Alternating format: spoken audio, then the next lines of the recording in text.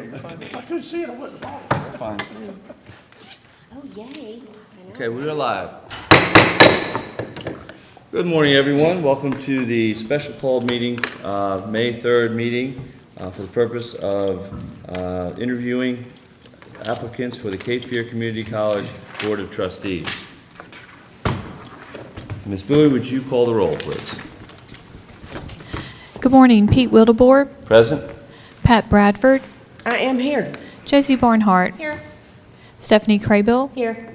Melissa Mason, Here, but I need to recuse myself because I'm an employee of Cape Fear Community College as well. Thanks for being here, Ms. Mason. Hugh Yeah, Nelson had to McManus, do that. Hugh McManus, Yes, ma'am. and Stephanie Walker. Okay, our next step is to approve the agenda. Do I hear a motion to approve the agenda? So moved. Second? First and second. Any discussion? If not, all in favor, please signify by saying aye. Aye. Any opposed? Next on our agenda is the Pledge of Allegiance. Please stand and face the flag. I pledge allegiance to the flag of the United States of America and to the republic for which it stands, one nation, under God, indivisible, with liberty and justice for all. Thank you. You may be seated. All right, as we go to our next step, information overview of Cape Fear Community College Board of Trustees appointment process. We need to have a quick discussion on that. My recommendation is we vote as we did last year, which is we each vote for one person. We have, just a reminder, we have two sets. We have applicants for the 4-year seat. We'll be starting with them at 11:10, so we have just a few minutes. And then we have the applicants for either seat. That would be the remaining of the 4-year, the vacant 4-year term, or the annual 4-year seat. So we have those. So again, the first 3 will only be for the 4-year seat. The last 1, 2, 3, 4, 5 will be for either seat available. Are we good with that, Ms. Are we going to Craven? vote with a secret ballot? Oh, secret ballot, Or absolutely. not secret, private ballot, and Yes. then add them all up? Yes, ma'am. And then our votes will become public after? Absolutely. Okay. And then, so, help me understand, in the people that want to be considered for both. So how do we vote for, are we going to have one ballot, or are we going to have 2 We're gonna ballots? have to have 2 ballots. Okay, so the people that want to be considered for either, their name will appear on both ballots? Correct. Okay. Okay. Correct. So we And again, it's a voted handwritten once ballot. for 2. Pardon me? We're voting once for 2, 1 4, 1 3. Right, right. And it's going to be a handwritten ballot, so we don't have, I don't think we have formal ballots, no. We just have pieces of paper. So we're just gonna make Okay, and then, so, We'll have to signify on that 4-year or 3-year. which are we doing first? Are we gonna do the 3-year first so that they can roll over, or does it, Jason, does it matter? Does it matter? They had to apply, didn't Yeah. Yeah, the last, they? It's limited, last it's 5. on here. So we have, basically we have 8 for the On 3-year that green seat. page. No, I'm looking at it, I know. No, excuse me. I wanna know the order that we're voting. Like, are we gonna vote the 3-year first? Because I wanna make sure I that would people say, that wanna be considered just naturally roll over. I would say we would vote for the 4-year first. Okay. Because because that's everybody. Everybody's considered under that. And then the top 3 would be excluded from the 3-year vote. So it could be 2 of the top 3 people, it could be, I'm getting myself confused now. But it could be the applicants for the 4-year seat, these people are only for, the first 3 are only for the 4-year seat. Gotcha. So we vote for that. It could be any one of the 8 that could get that 4-year seat. Okay, Then we turn around, if we vote for the 3-year seat, there's only 5 that could be thought of for that. no, Now, there's only 3, okay, There's sorry. 8, yeah, because the bottom are included in the 4-year seat. Okay. Yes, sir? We can't hear you. Can't hear you. Can you, There you Yeah. go. how about now? Yeah, Yes. good. Good morning, everyone. I would agree with the chair in order to split up the votes so that the board would vote to appoint an individual to the annual 4-year seat first, since all 8 individuals are or have applied for that seat. Right. And then after that vote, you move on to filling the vacant 4-year term with only the 5 at the bottom of your list who applied to both. Right, absolutely. I think that's what I tried to say. And very quickly, with your written ballots, make sure to sign them. That's required under the open meetings law. Okay. Yes, sir, Mr. McManus. Can we not just vote openly with a name and not have to do a written ballot? I mean, that's We at the can- will of the board. That'd be the easiest way to do it. We each say who we want to vote for. It's going to be public either way. Either way. Good point. It's not like you can hide it, and that way. Save a lot of You time. just keep up with the, I got it. I got my sheet right here. That's it. Yes, ma'am. Crable? I like the concept of an individual ballot so that we all are thinking independently and not, like, when we come around and Josie's like, maybe she's, I'm gonna say you're last, if we go this way, then, maybe she's on the fence and she's heard what other people say, and that might sway, when she really might have a different opinion. well, you're So- going to have stronger convictions. I understand, but when we vote in an election, we vote privately. Okay. Well, again. But it does become public knowledge, so no one should be, But they don't have video cameras live streaming to the public when we vote. Okay, it is at the will of the board. Do we want to take a vote? Why don't we take a vote? We have, Okay. is that okay with that a everybody? motion? All right. So be it. So again, we have the two options of either, and it's going, we're not, we're going to about a second at this point, that everybody's okay with that, would be a little less formal. But, we have the option of an open discussion vote, I guess, or a private vote, I guess is what. should I make a motion? Would you do that? Yeah, That'd be I'd great. like to make a motion that we have a private ballot. Okay. And again, we'll, since we have several people missing, we'll skip the second. How do you vote? No. No. Yes. Yes. I kind of like the discussion, so I'll say no. I say no.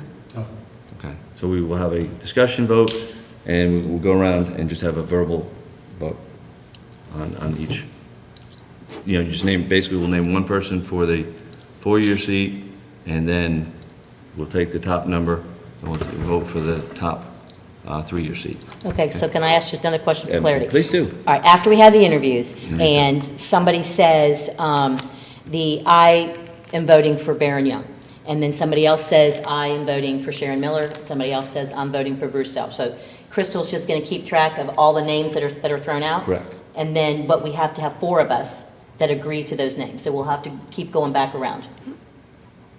Right? I mean, One, I'm two. just clarifying. No, we actually 3. It's The- majority.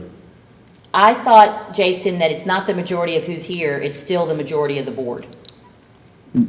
No, so it would be a vote for the individuals who are present. Only. So it's the Okay. top 3. So somebody 3 would of us to- have to, Right. somebody has to get 3 votes. That's it. Okay, And I would just recommend, you can just follow the same order you follow when you call the roll. And that way, it's just orderly each time you have to go through the Royals gets list. to go last. yeah. Last but not least, do we turn these, when we write Yes. notes on these interview papers, Yes. do we turn these into you? We will be turned in, and that's the last piece we have, and we're just about on time. Does anybody have any preference? Because we should ask the same questions each time. We have 7 questions, there's 5 of us, so 2 people will have to ask 2.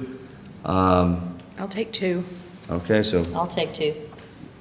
okay, but what numbers? I'll What take number? number 2. Pat Bradford will take number 2. I'll Okay. do number 7 as one of my questions. Okay, SK, Ms. Barnhart? What, that's fine, 1 and 6, I mean, does somebody? Are you gonna want do to 2? Yeah. Are we doing all for all the candidates? Yep. Sure, Yes, we I'll do. ask 1 and 6, that's fine. 1 and 6? I'll take, Oh, okay, I said I would do 2. All right, so Oh, I you'll take thought- them. No, I you're thought you were good. saying, Which 2 would you like me to It have doesn't next matter. year? I'll just I'll ask take one. 5 too. Okay. So that is Pat Bradford, and I will take 3. Okay, can have then you know, number what, I'm gonna 8, switch Mr. from McManus. 7 to 1. How about Well, that? Josie just, it's okay, she can have. okay, she's got 1. All right, so okay. Then I'll take 7, because that's the one I actually came up with. So we'll give Hugh, what, you want 3 or 4, Hugh? Well, I processed elimination, I think that's all I got. No, you got 3 or 4. Oh. 3. 3. Okay, Hugh's got 3, and that would give Ms. Crable 4. Okay. The, So let me go over so everybody knows. Ms. Crable 1, Pat 2, Hugh 3, Stephanie 4, Pat 5, Josie 6, and Pete, 7. So we'll ask that each time. And again, if you want to make any changes, now's the time to make a change, because you can't say, well, I really want to ask them this other part of the question. So if you want to tweak it at all, tweak it now. Okay, hold on. So please look at your questions. But again, it has to be uniform on each time.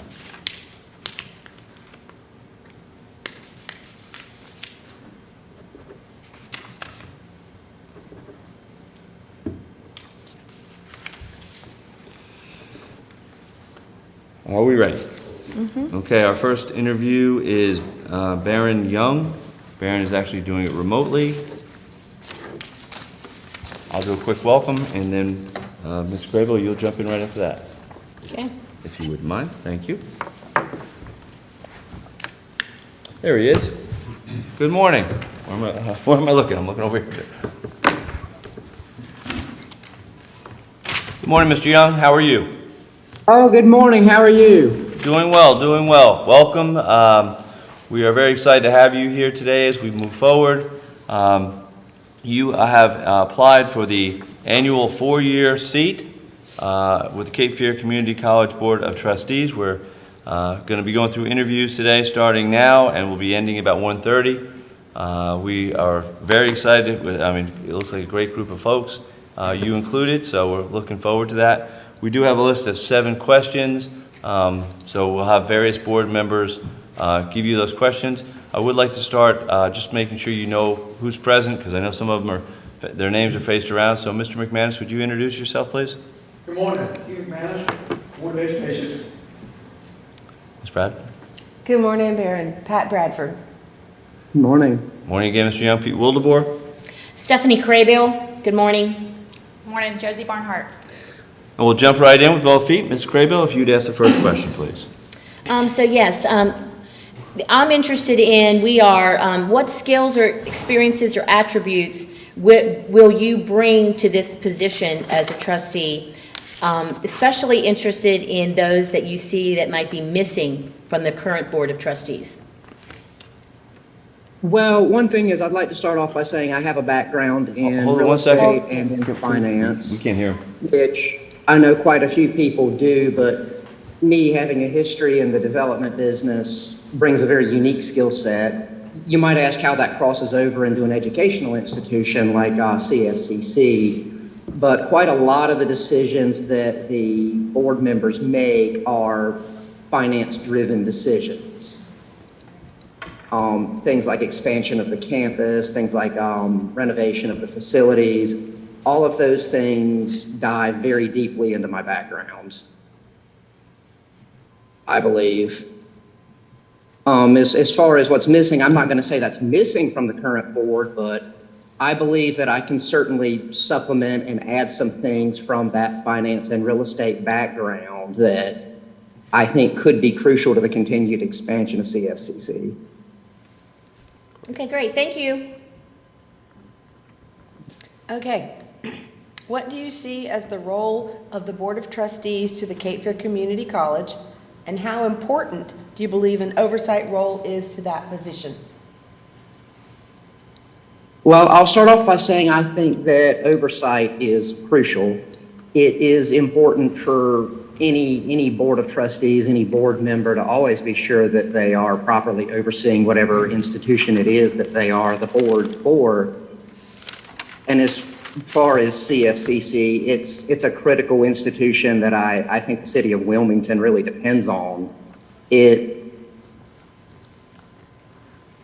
creates and brings out a lot of those crucial occupational roles that we need in our community and in our city. So I want to say it really is to continue to expand those roles, expand those occupations, and it's to continue to expand the campus and expand the student body to get more and more of that economic lifeblood that I think the city of Wilmington really needs from the students who train there. Thank you. Baron, what responsibility do you think the Union County Schools appointee has? I can't, I'm sorry, I can't hear his question. Is he? Hugh, you have the face your microphone. Apologize. What responsibility do you think the New Hanover County School appointee has to the New Hanover County Board of Education and to the students of the school system? Oh, wow. That one is quite a question. I would be here all day if I gave that one a proper answer. But because I believe that, the board, like I just mentioned, it has a tremendous amount of responsibility, an amount of responsibility that would be very difficult for me to summarize on this call. But I think that they have a responsibility to do their civic duty, to serve their community, to serve the school board and serve the community college, and make sure that every student there is receiving that education that they desperately need to receive. And every board member is supposed to be receptive to every concern everybody has, I believe. If anybody's worried about what direction that CFCC is going in, I believe the board member needs to be there to take those phone calls and take those meetings and make sure that they're addressing what the general community's concerns are. I believe, make sure that they're there to perform that oversight role that was mentioned earlier and sit down with whoever it is that they might need to sit down at any given time about anything, no matter how trivial it might seem. My most concise answer is nothing should ever be overlooked whenever you serve on a board, in my personal opinion. Thank you very much. Thank you. Okay, here we go again. It's Stephanie again. Cape Fear Community College serves our community in many ways. Will you please describe how Cape Fear Community College educates all learners to expand our workforce and to support the economic growth and development that you spoke of before? Ooh. Again, that's one that would take a very long answer, but I'll try to consolidate that as best I can. It's the trade programs for sure. The trade programs, the small 2-year degrees that churn out a lot of those lifeblood workers is something that I think is deeply overlooked in a lot of education systems. And I would certainly not want to see it there. It's turned out, it's been a tremendous benefit to getting those types of workers into our community, really. I don't know if that answers your question, but when you say how, I mean, other than for me to just say that it's crucial, it's what we need, because those types of trade programs are instrumental to keeping our community going. Okay, great. Thank you. Barron, how can New Hanover County Schools and Cape Fear Community College work together to best serve our students, including those with disabilities and special needs, and those juggling New Hanover County Schools and Cape Fear Community College course schedules? Wow. Well, since you mentioned that's one that I actually have a personal interest in.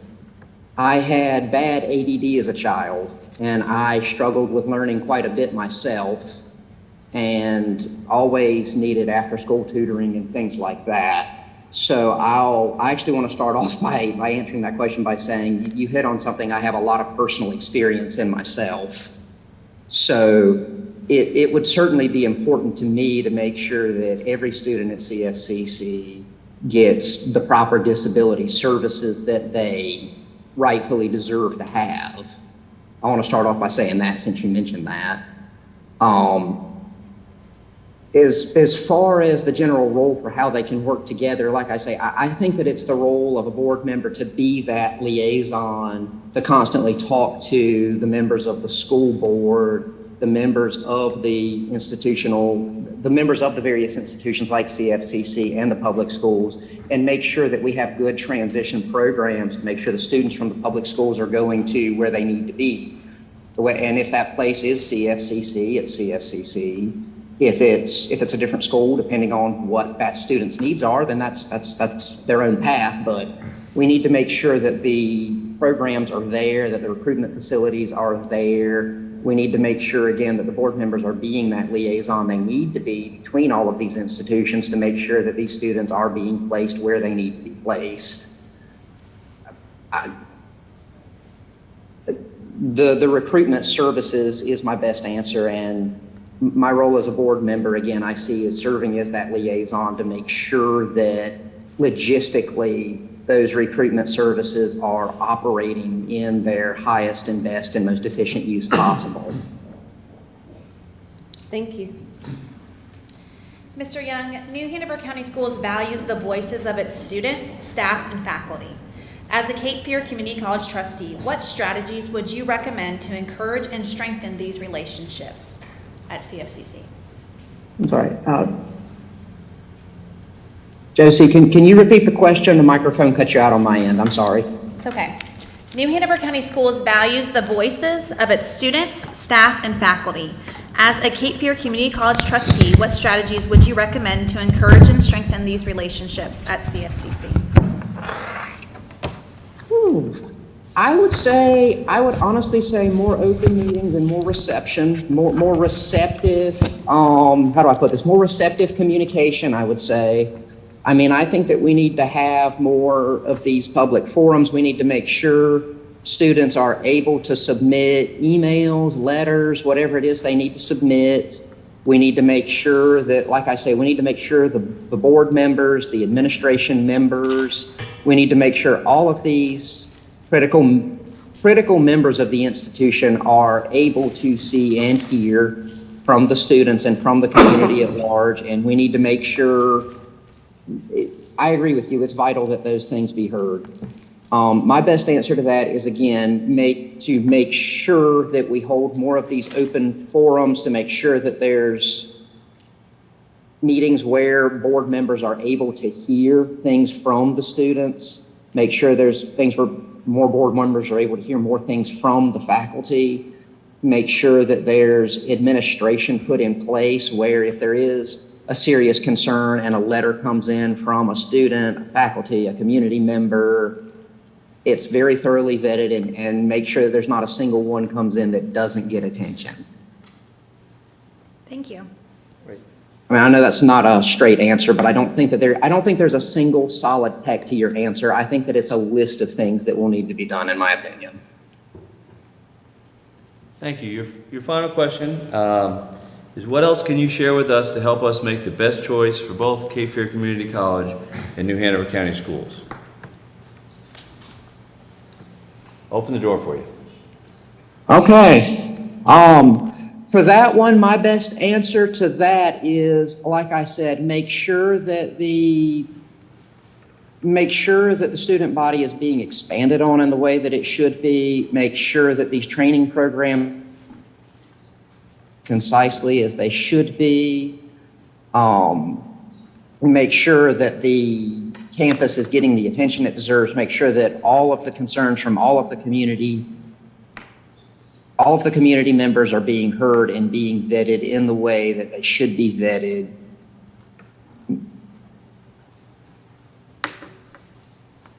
And make sure that more, and honestly, I would say even adding more programs to. Uh-oh. That's on his end. Oh. Should we just tell him? Mr. Young, I don't know if you can hear us, but you're frozen. Frozen. Oh, there we are. He got kicked out. He'll try to rejoin us soon.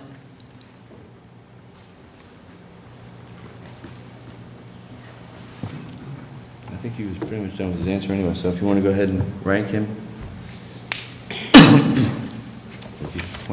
Points? You didn't tell us we were doing points, you just said Well, pick one. I know, you're going to pick one, but however you're going to keep up with all Okay. the people. Whatever method you choose. Yeah, I'm not a ranker. Okay. All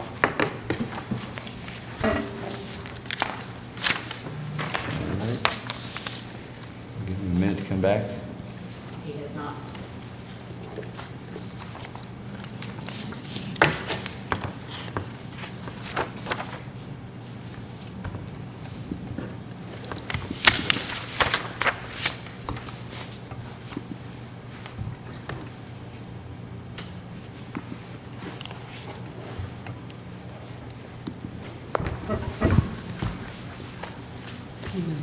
So I can see, but Oh, that makes sense, yeah. hear me, see? Here, let me steal your name. Take your name badge. Yeah, I got it. Well, he left his You might phone in his be car keys in your bag. People might think you look just like Melissa. Wait, his phone's charging. You got the same height, so But you're gonna hobble quicker. You said. I'm like, I dropped something. All righty.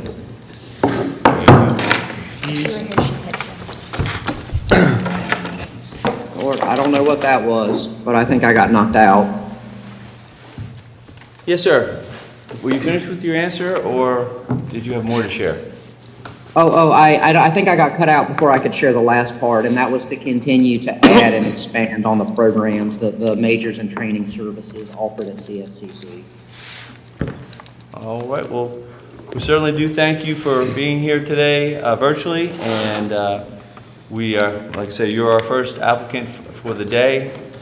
We're going to spend some great time discussing exactly who the best choice will be, but we do want to thank you so much for your time today. Yes, thank you. Okay, thank you guys for having me. Thank It was an you. honor to be interviewed by all of you today. Thank you. Thank you. Have a great rest of your day. All right. Next we have Sharon Miller, Dr. Miller, at a couple minutes. Is this live or? I believe it's live because the others say remote.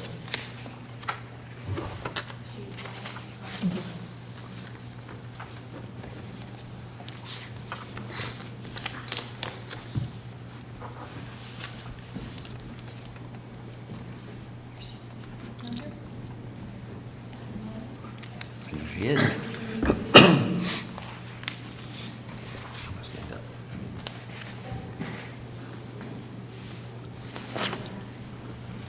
Welcome, how are you? Good morning. I'm doing very well, Hey, thank get you. yourself right Good home. morning. Thank you. Good morning. Good morning.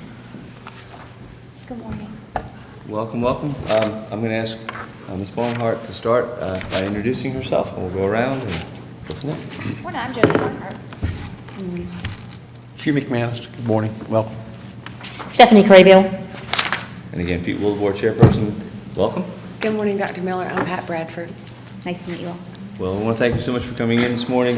Sure. We do have a list of about seven questions we'll be asking to you, and take your time to answer them, and then at the end of the day, we actually have a full day of interviews, but we will have, and I do understand you are applying for the four-year seat, correct?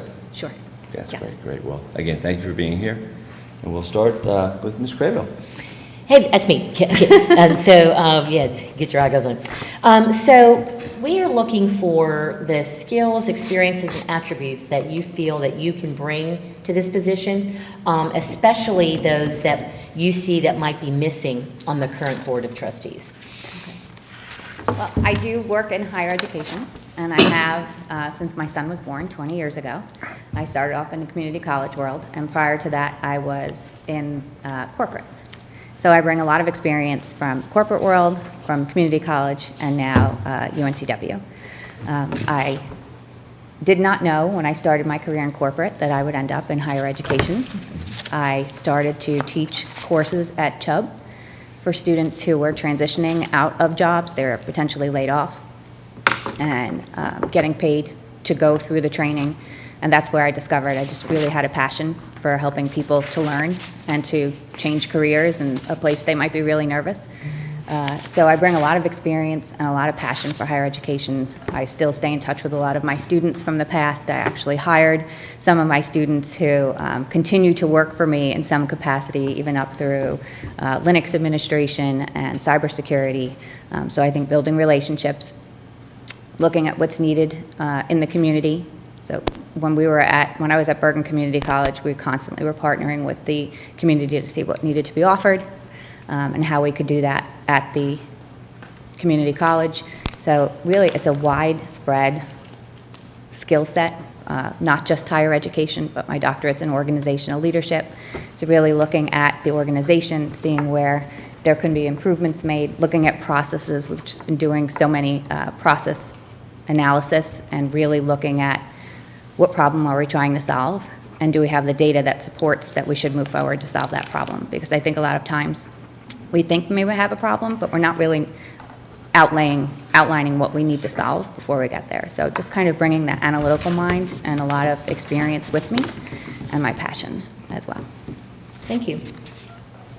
Dr. Miller, what do you see as the role of the Board of Trustees to the Cape Fear Community College, and how important do you believe an oversight role is to that position?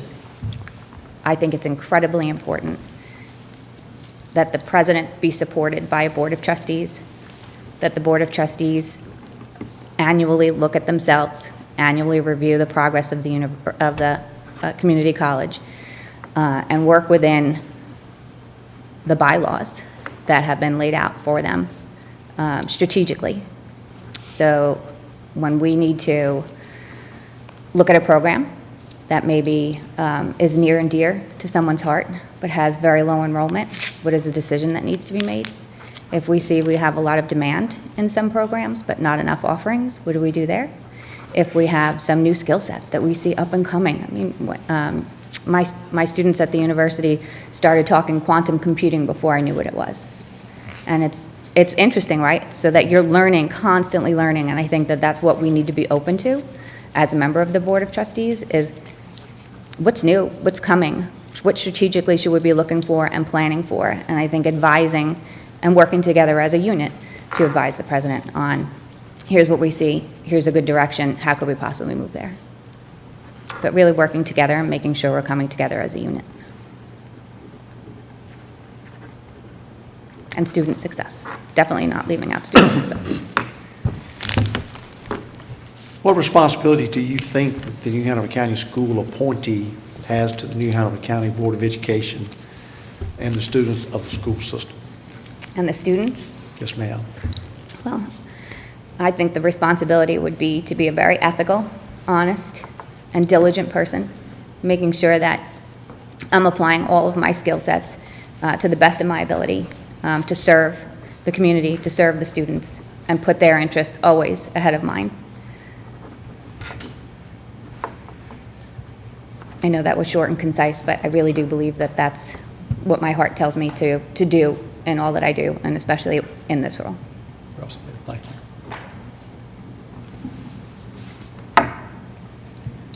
Oh, I'm sorry, me again. Busy making notes. Cape Fear Community College serves our community in many ways. Please describe for us how the community college educates all of our learners to expand our workforce and support economic and growth and development. It does it in so many different ways. It'll be hard to really narrow that down. I do want to say that my mom went through community college when I was about 10 years old when my parents separated, and she became an ultrasound technologist and was able to put us, my sister and I, through college based on becoming an ultrasound tech. My husband's a physical trainer for the fire academy here at Cape Fear. He's a second career firefighter, which is kind of shocking. At 52, he decided to become a firefighter. And now he's teaching the physical training. So it's touched my life in so many ways, and it also touched my life as an adjunct faculty member. So when I had my children, I decided that I wanted to be home with them during the day, but I certainly didn't want to lose my technical skills, and I was able to teach at the community college, some courses during the day and some at night, and I could see the impact that I was having on my students' lives and the impact that they were having on mine, and that's when I knew I wanted to keep going with that. When I transitioned over to Bergen Community College, I had a wider scope. I was the chief information officer there, and that's where I started to learn about how we interacted with the community to see where there were needs. I know that Cape Fear Community College just received a grant to help transition out of prison and back into the workforce and to the community, and I think that efforts like those, when we start to look at what are the needs, who can we help, and how can we help them best, we touch so many lives. And my staff is probably pretty tired of hearing me say it, but wherever I've worked, we always work in the background. IT's kind of, if it's working, it's great. If it's not, we're kind of in trouble. So I tell my team all the time, I know no one sees us working behind the scenes, nights, weekends. There's no glory with it, but you're touching the lives of not only the students that are in your class, but their families, and then the generations to come. And that's how I feel about the work that the community colleges do.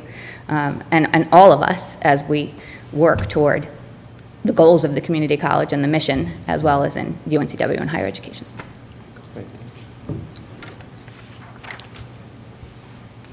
All right.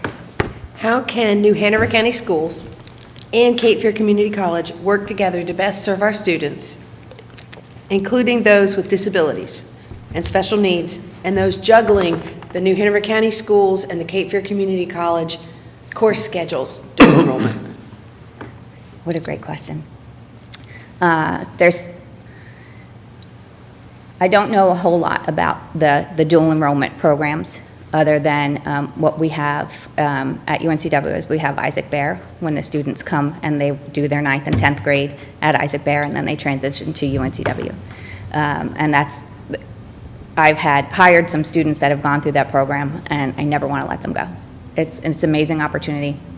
And I think that the more we can do outreach into the schools so that there's an awareness. So, for example, when I was going through high school, I didn't really have a good handle on what community college was or how to go to community college. It was kind of like you go to a 4-year. Community college wasn't top of my mind, wasn't really very aware of it. However, I did complete 6 credits of course work while I was in high school, which helped me graduate a semester early from college.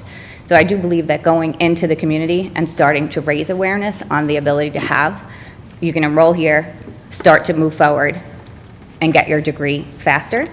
The juggling, I would think that if we don't have transportation, depending on the age of the student, we could work online. We've done so much with online courses, especially since COVID.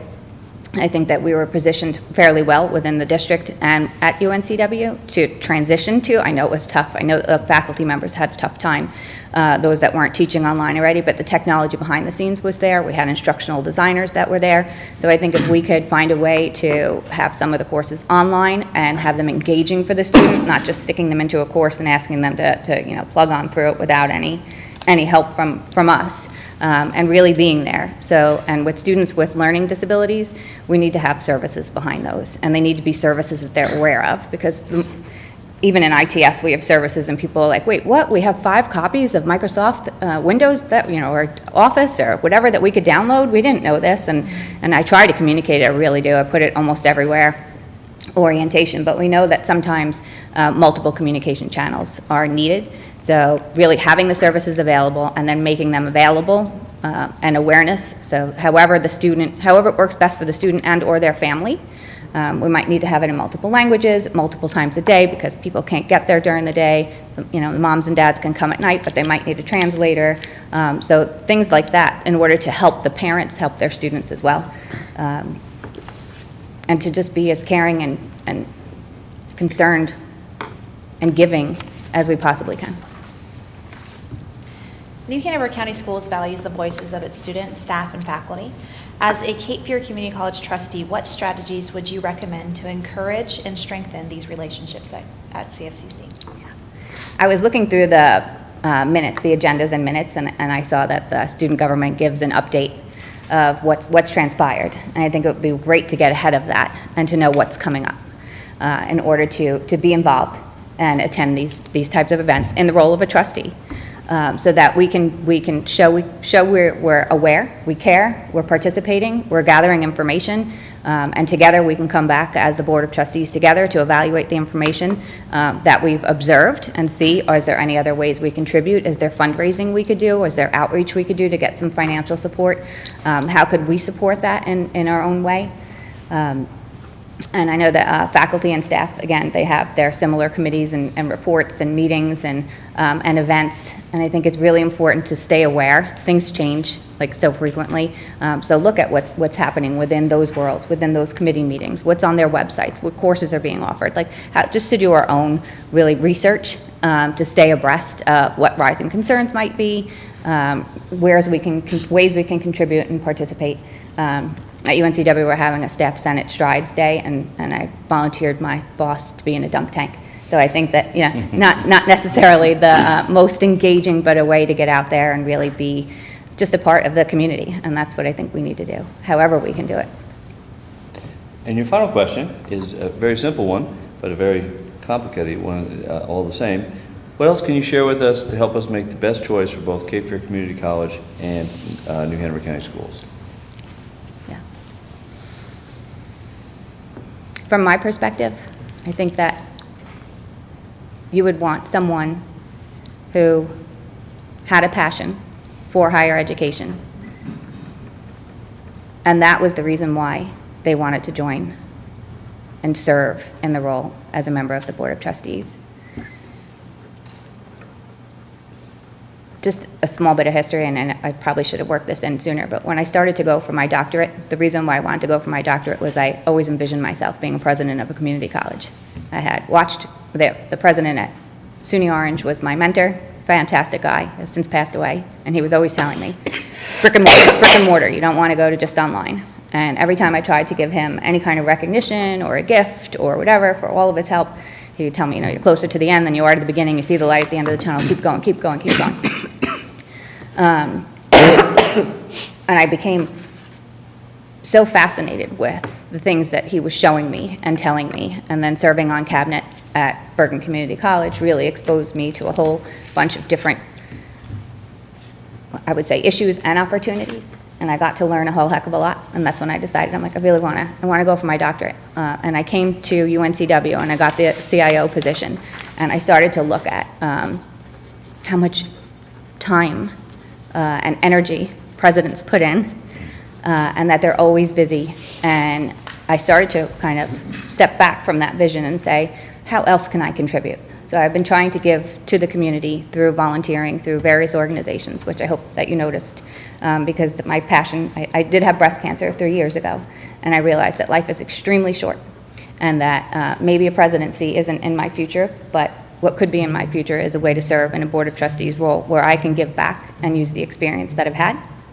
And hopefully, 20, 30 years from now, leave a legacy behind showing that I made a difference to the community and to students and to their generations to come, because that is what I believe that you would want in the role. Dr. Miller, we do want to thank you so much for coming in today. You're our second interview. We have several more, and then we'll get together and make our choices for both the 4-year position and 3-year position. But thank you so much. It was very nice to meet you today. Thank you. It's been a pleasure. I appreciate all of your time very much. Thank you for your time. Thank you. Have a great rest of your day. You as well.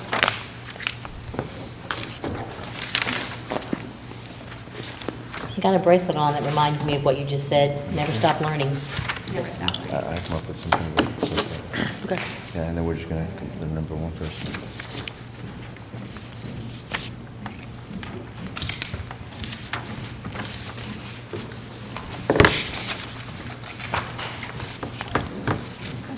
Just a few minutes before Mr. Shell comes up. You running away? No, I'm getting replaced.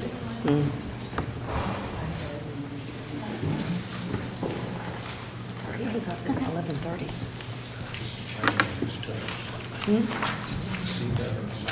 Oh, 11:50. We got 5 minutes.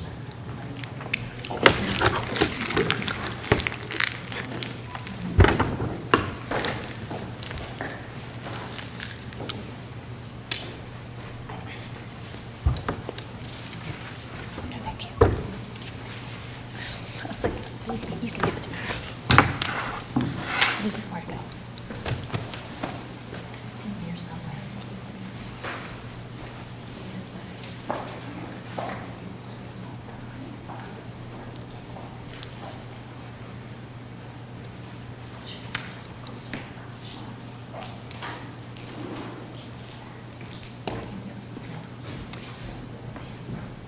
Yeah, would you, just ask.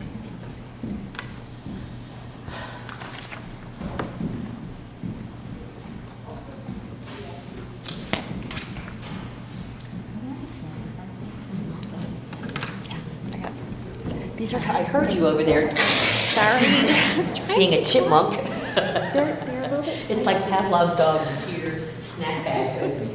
Must have a snack bag. It's like must have a snack. I can always hear you like, your voice carries across, and I can always hear you. I can't always hear everybody. Cut through concrete, yeah. Is there anything else you'd like me to tell about yourself? Yeah, turn your hearing aids down. Pete.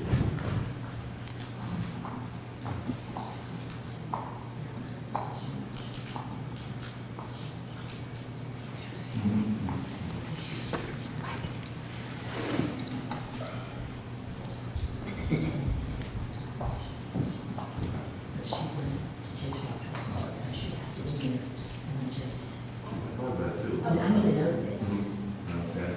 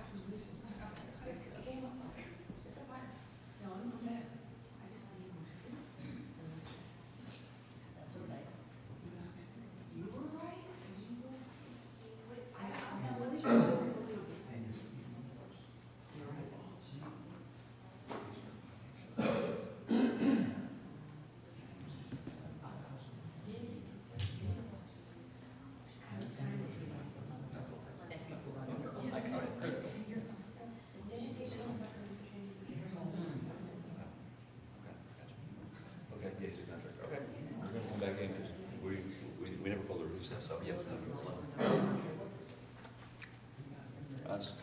Board members, if I could get you to return, please. We never officially called a recess, so. Okay.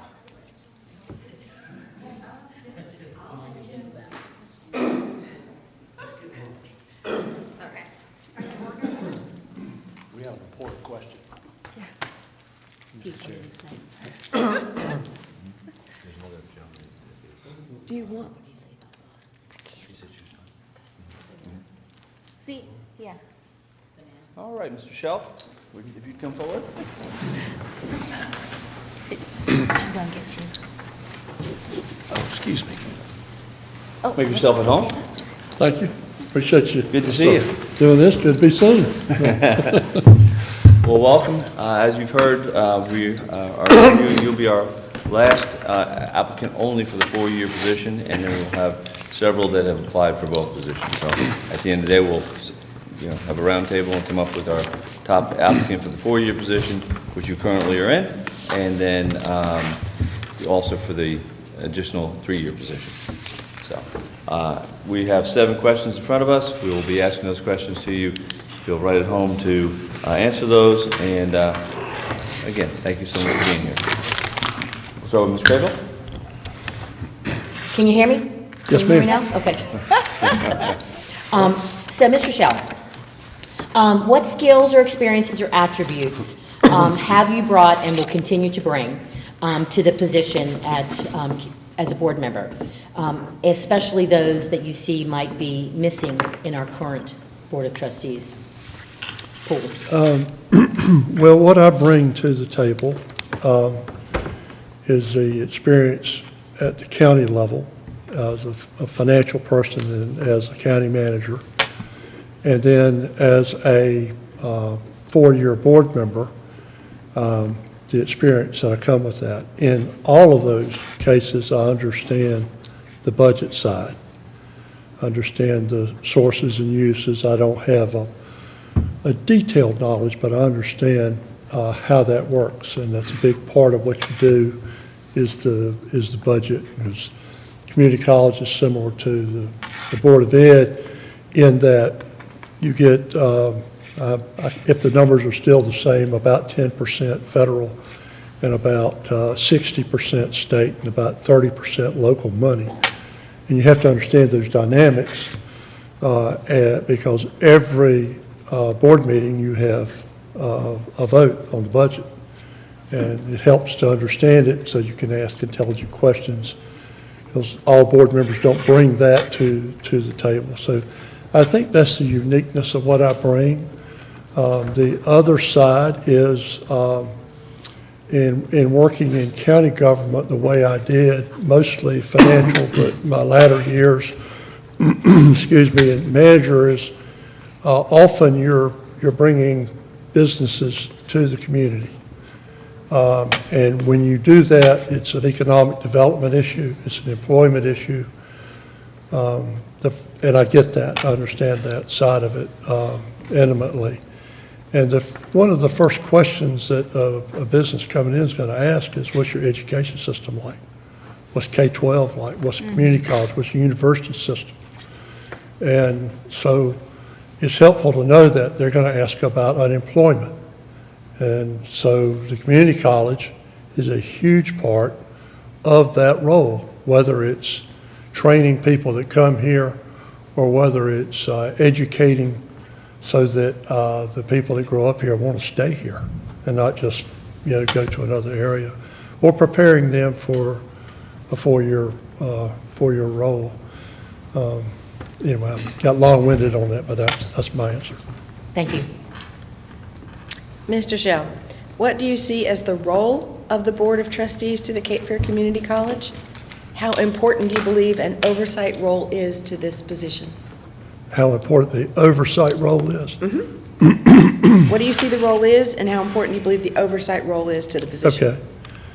Okay. The Board of Trustees have one employee, and that's the president.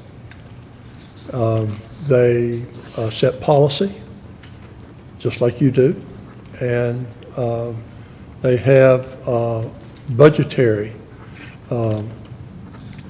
role in that as well.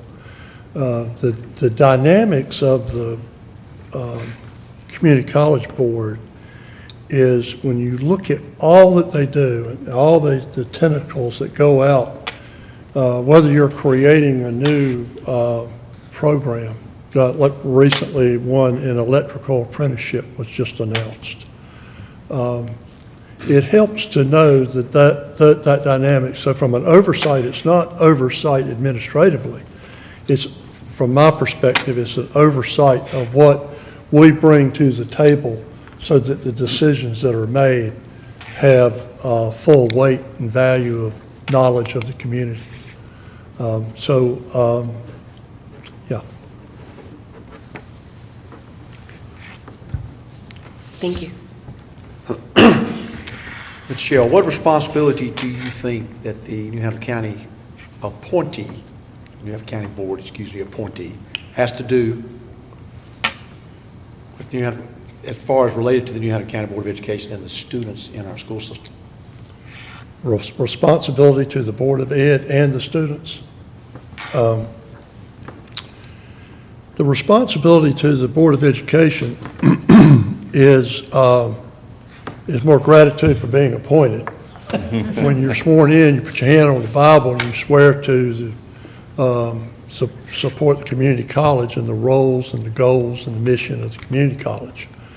And I do that with a lot of pride.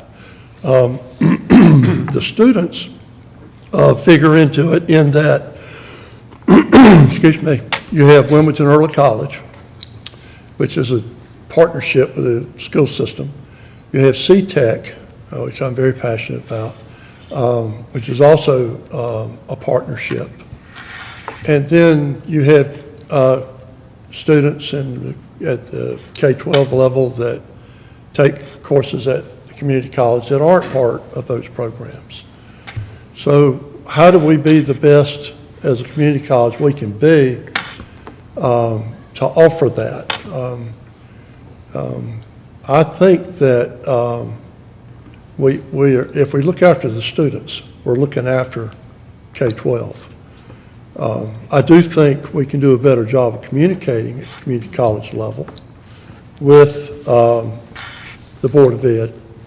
And I'll tell you that when I was on the Board of Education from 14 to 18, one of the things we did, I'm not telling you what to do, I'm telling you a suggestion, is maybe you ask the 4 board members, trustees that you appoint, to come in and give you an update at your public meeting.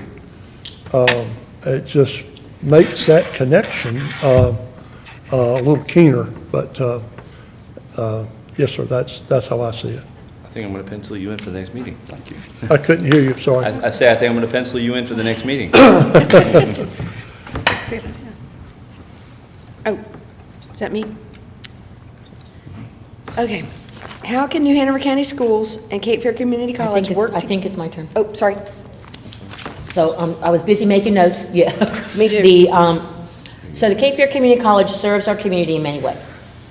Describe for us, if you will, how the community college educates all learners to expand our workforce and to support the economic growth in our community.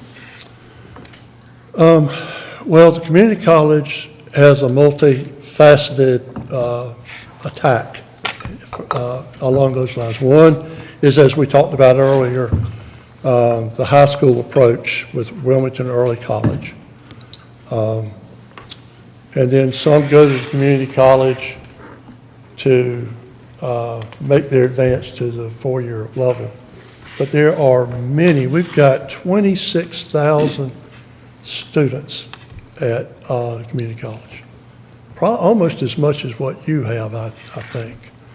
But, and it's diverse in that some folks come in as a continuing education. For example, we had a need for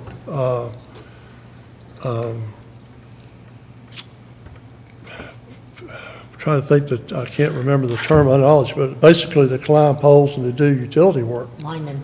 And we put a lineman, thank you. We did a 10-week program. And they moved it from the curriculum that it was in to continuing ed so that it was cheaper for the student. And every one of those folks that went through that program was offered a job as soon as they graduated.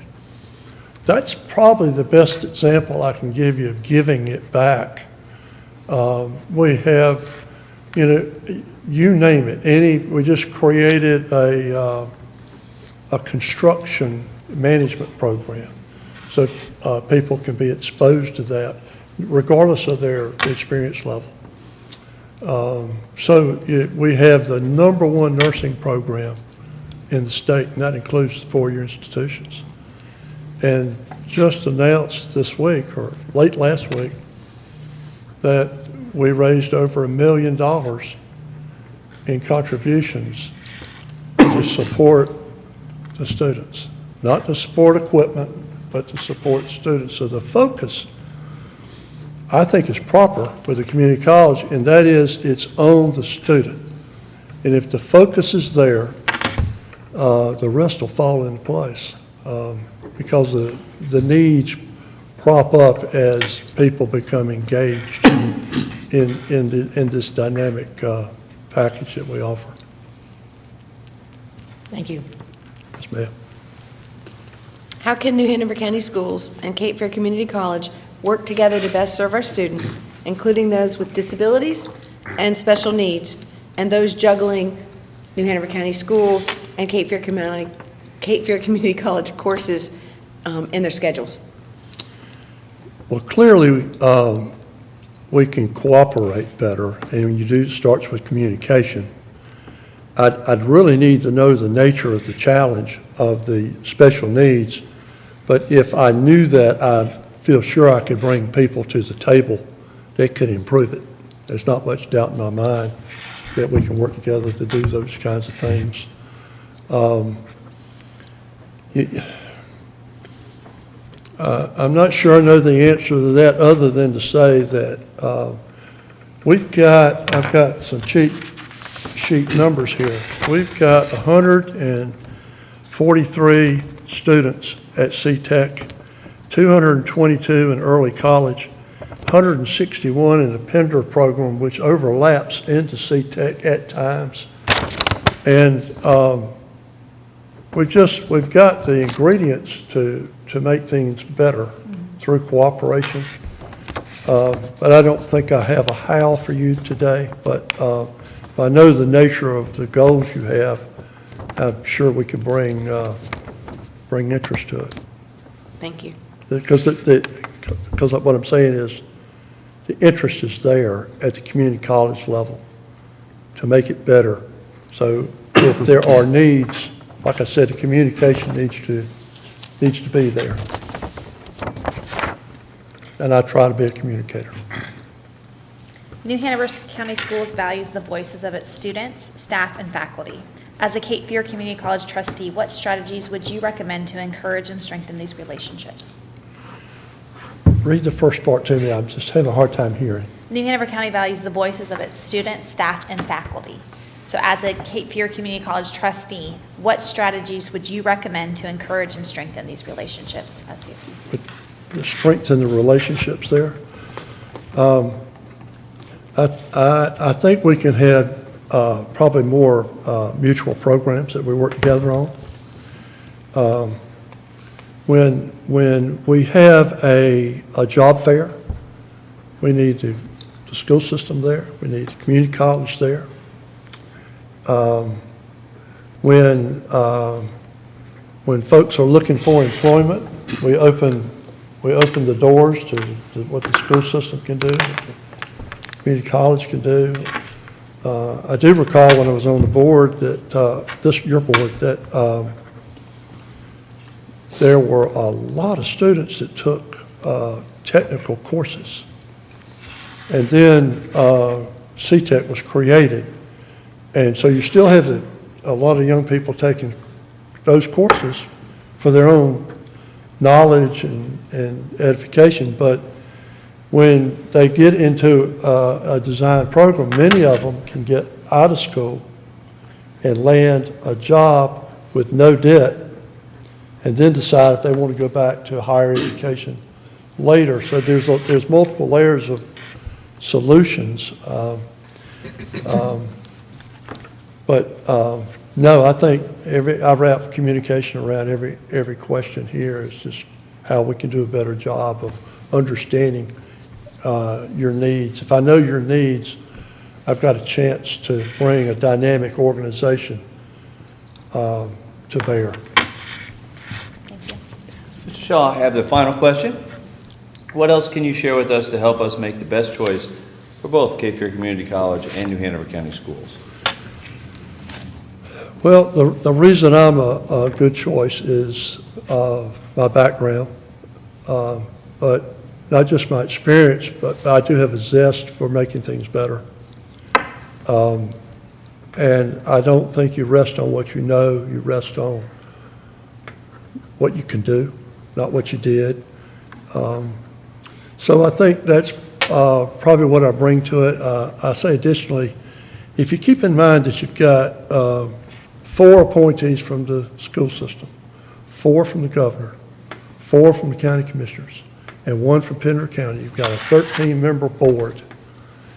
It takes a while as a board, as a trustee member, to get to know those board members and to figure out how we can cooperate. I mean, the community college has 4 or 5 committees. As a trustee, you serve on those. I'm typically put on finance because of my background. I've also worked a little bit with curriculum and a little bit with human resources. But I say that to you that that's one of the things I bring is I have an elevated relationship with most of those trustees and the ability to talk. And so, and I'm not bashful about that, but I do think that's an advantage that I have. Plus, I have a knowledge of your world, and if you need your trustee to know something from the Board of Education's perspective and knowledge, then it doesn't take me long to figure that out. I worked on the funding side of the community college and the school system. So I kind of knew the school system that way when I was elected in 14. And so I think with that knowledge of understanding and the need to be empathetic when you're in a role bears itself out. So I think that's an advantage you have if you choose me for the slot. Well, we do thank you very much for coming in today. Yes, sir. As I had mentioned before, you are the final applicant for only the 4-year seat. We'll be going through the rest of the interviews, and at the end of the day, we'll come up with our top 2 Okay. candidates. I'll leave you this information about the community college I think would be helpful to you all. Thank you very much. All right, y'all have a good day. Thank you, Thank Mr. you. Thank you. Don't work too hard. One thing you didn't ask about, can I add something? Reach over. Rather than not. Oh, go ahead. One thing that you didn't ask about is what's the criteria that you look at when you evaluate the president? And you may have that, but it's amazing because you look at enrollment, because the key to the money coming in is your enrollment numbers, whether it's K-12 or whether it's community college. You get more money, the more students you have. And so that's kind of been a focus. And we've just gone through COVID, and you look at 58 community colleges out there in this state, and we're number 5. We'll probably become number 4 before too long. And we've actually grown enrollment during a time when the large majority of community colleges were dropping off. And it's because they're doing a lot of things right. But anyway, Great, thank you. I wanted you to know that. Thank you so much. Thank you. Have a great rest of your day. Is he going to get our lunch? He is. Hugh's being Hugh. It's just my way of saying something about lunch. Now. Thank you. Dr. Side, no, this one's remote. Do we have another? What do you want to eat? At this point, Anything? I won't be selected. I'll be, but if it's edible, I'll probably get voted. I know he's. Do you want to grab something? Do you want to step up and just grab something real quick? No, Okay. I got enough. Okay. We are ready for our next applicant. This is, again, we're now shifting gears just a little bit. Dr. Kudakachi. Kudakachi. Yes. Okay, I should say that.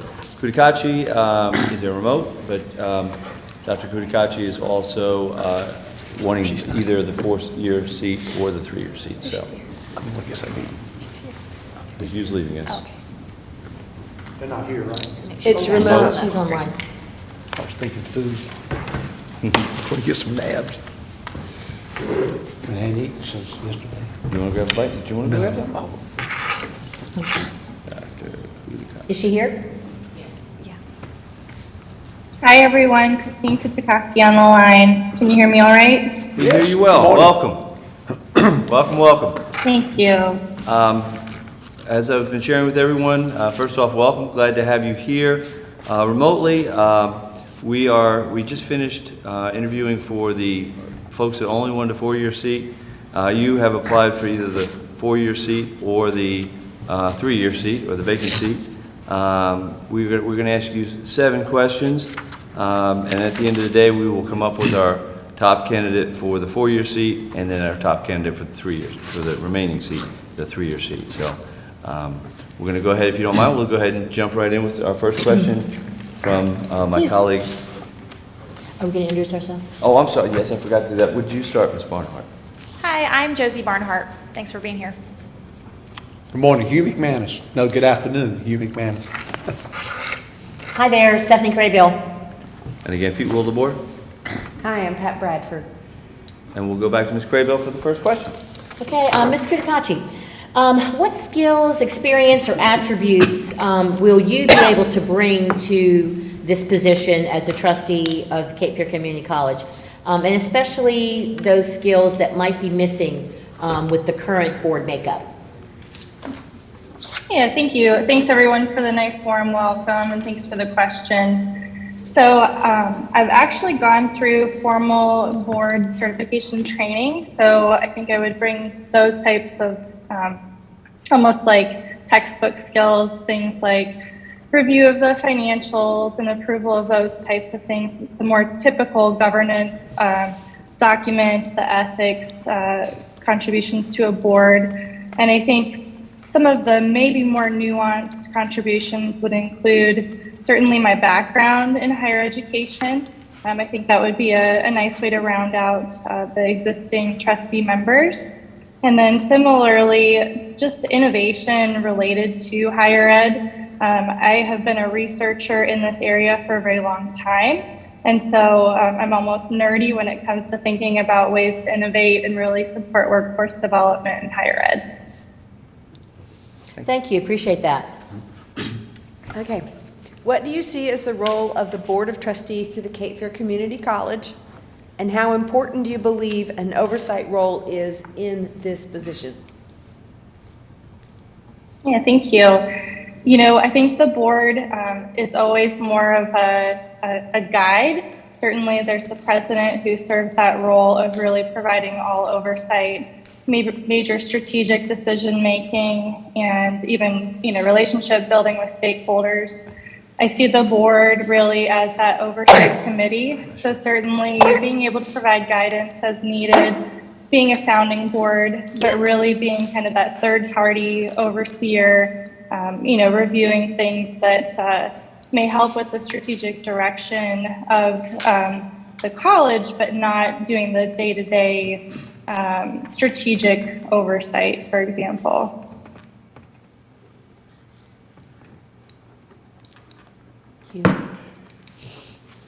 What responsibility do you think that the New Hanover County Schools appointee has to the New Hanover County Board of Ed and the students within our school system?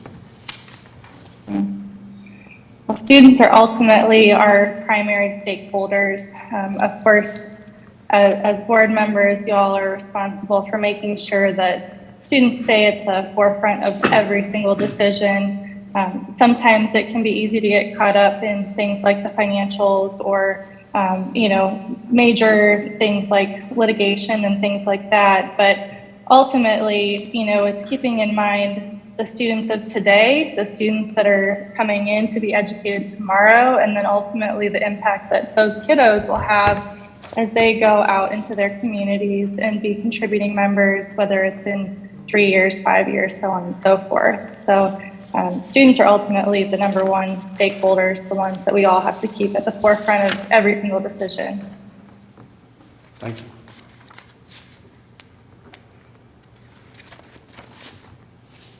So Cape Fear Community College serves our community in many ways.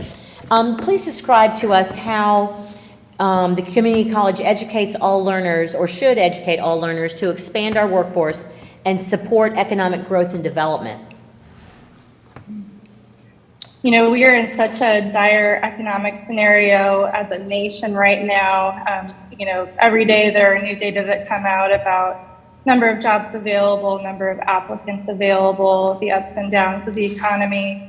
But ultimately, every student should have the opportunity to be able to choose the career that's most fulfilling to them. And after they do make that initial choice, if they want to change their mind later on, they should be welcomed and supported to do so. And so I think that the community college really serves that role of providing that nice, warm, welcoming, supportive environment for every student to explore, consider different career options, and then come back throughout their life to be lifelong learners, to be open to a career shift or a new certification or a new change.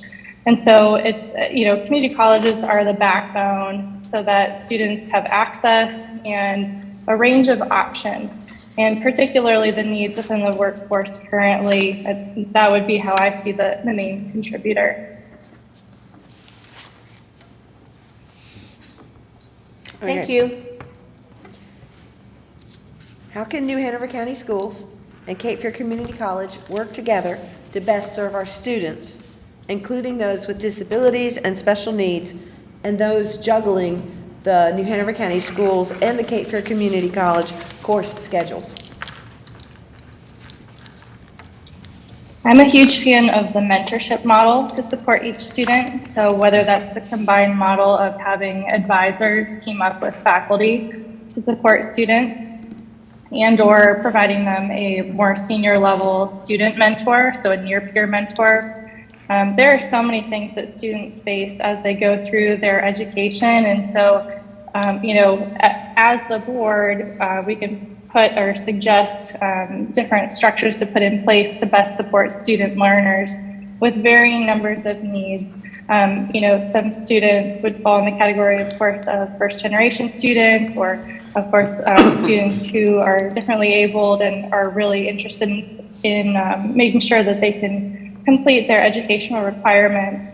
So first is awareness, certainly acknowledging that every student is different in their approach to education and may have different needs to be best supported in their educational ventures, and then aligning resources with those needs. Sometimes that can be done locally, sometimes that has to be done more on a regional level. There are a lot of different resources that exist, everything from student support services to the mentorship model that I suggested. New Hanover County Schools values the voices of its students, staff, and faculty. As a Cape Fear Community College trustee, what strategies would you recommend to encourage and strengthen these relationships?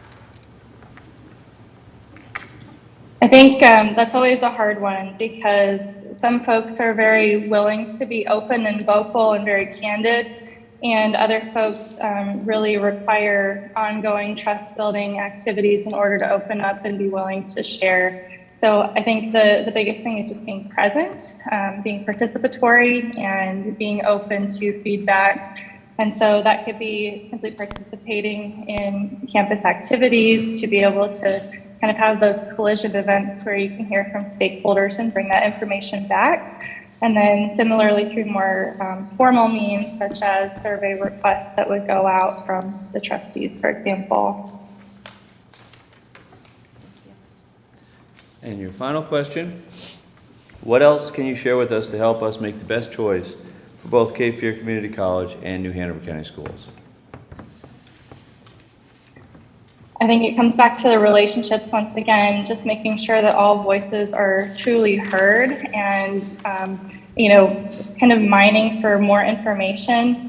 I think data-driven decision-making is really important. And so if you don't get all voices in the room, it can be really hard to have all of the information necessary in order to make a decision. And so building relationships, making sure there's constant crosstalk and communication, I think that goes a long way. And again, just that being present, being accessible. Excellent. Thank you so much for your time today. We are about halfway through with our interviews, but we will come up with our top 2 candidates, and then I think by the end of the day today. So we want to thank you so much. It was very nice to meet you, and we want to thank you so much for sharing with us today. Thanks everyone for your time. Thank Take you. care. Best wishes on your decision. Thank you. Do you want something to me, John? Oh, good, thanks.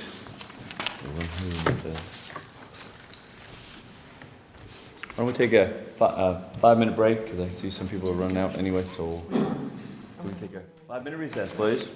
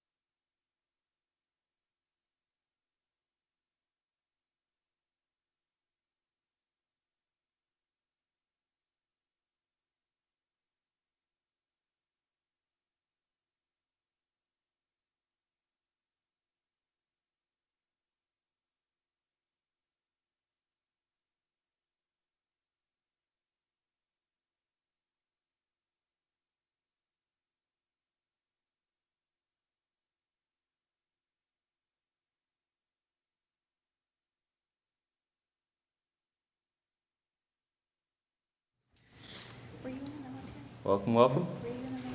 This is it right there. Would you like a water? You good? Make yourself right at home. We are back in session. We good? Yeah. Okay, I'm sure we're good. All right, Dr. Sosny, welcome again. We're going to go through some questions in just a minute. We have 7 questions. We are about halfway through our interviews, and then we will come up with our top candidate for the 4-year position and the 3-year position. I do understand you have applied for both of those, so we will go through that in just a little bit, but we'll start with interviews. Let everyone tell you who they are. So we'll start with Ms. Barnhart. Good afternoon, I'm Josie Barnhart. Hugh McManus. Stephanie Craybill. Again, I'm Pete Wildebohr. Hi, I'm Pat Bradford.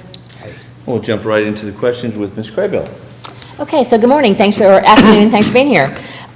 So what skills, experience, and attributes will you bring to the Board of Trustees? We're especially interested in those that might have a gap on the current Board of Trustees. Well, first of all, thank you all for dedicating your time to this important task.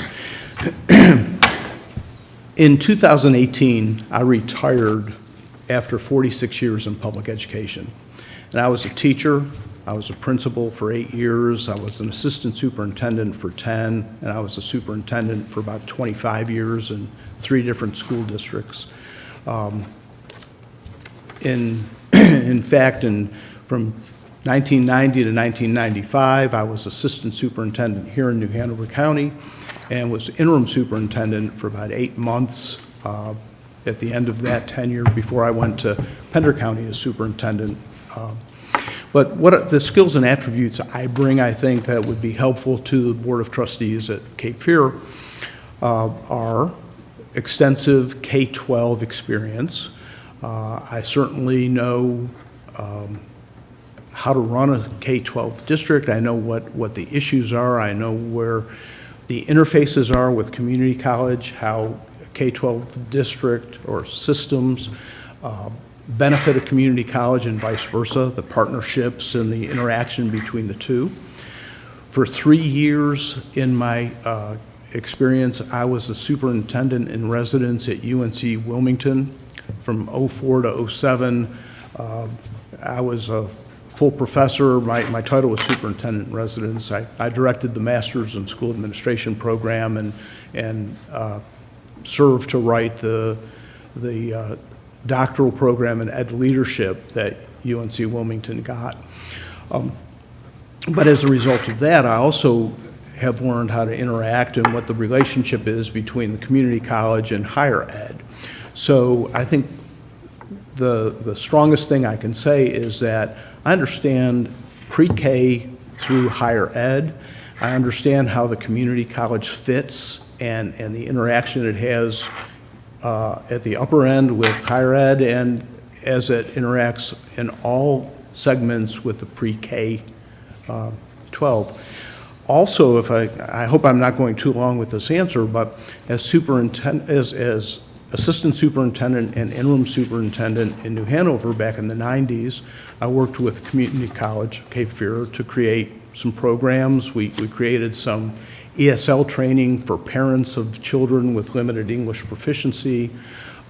In Pender County, when I was superintendent there, I worked with President Eric McKeithen to create programs for the Pender County students. We created computerized paint booth and computerized body shop to give high school kids an opportunity to work with their hands and be successful, and a number of other things, animal husbandry for some of the more rural kids in Pender County.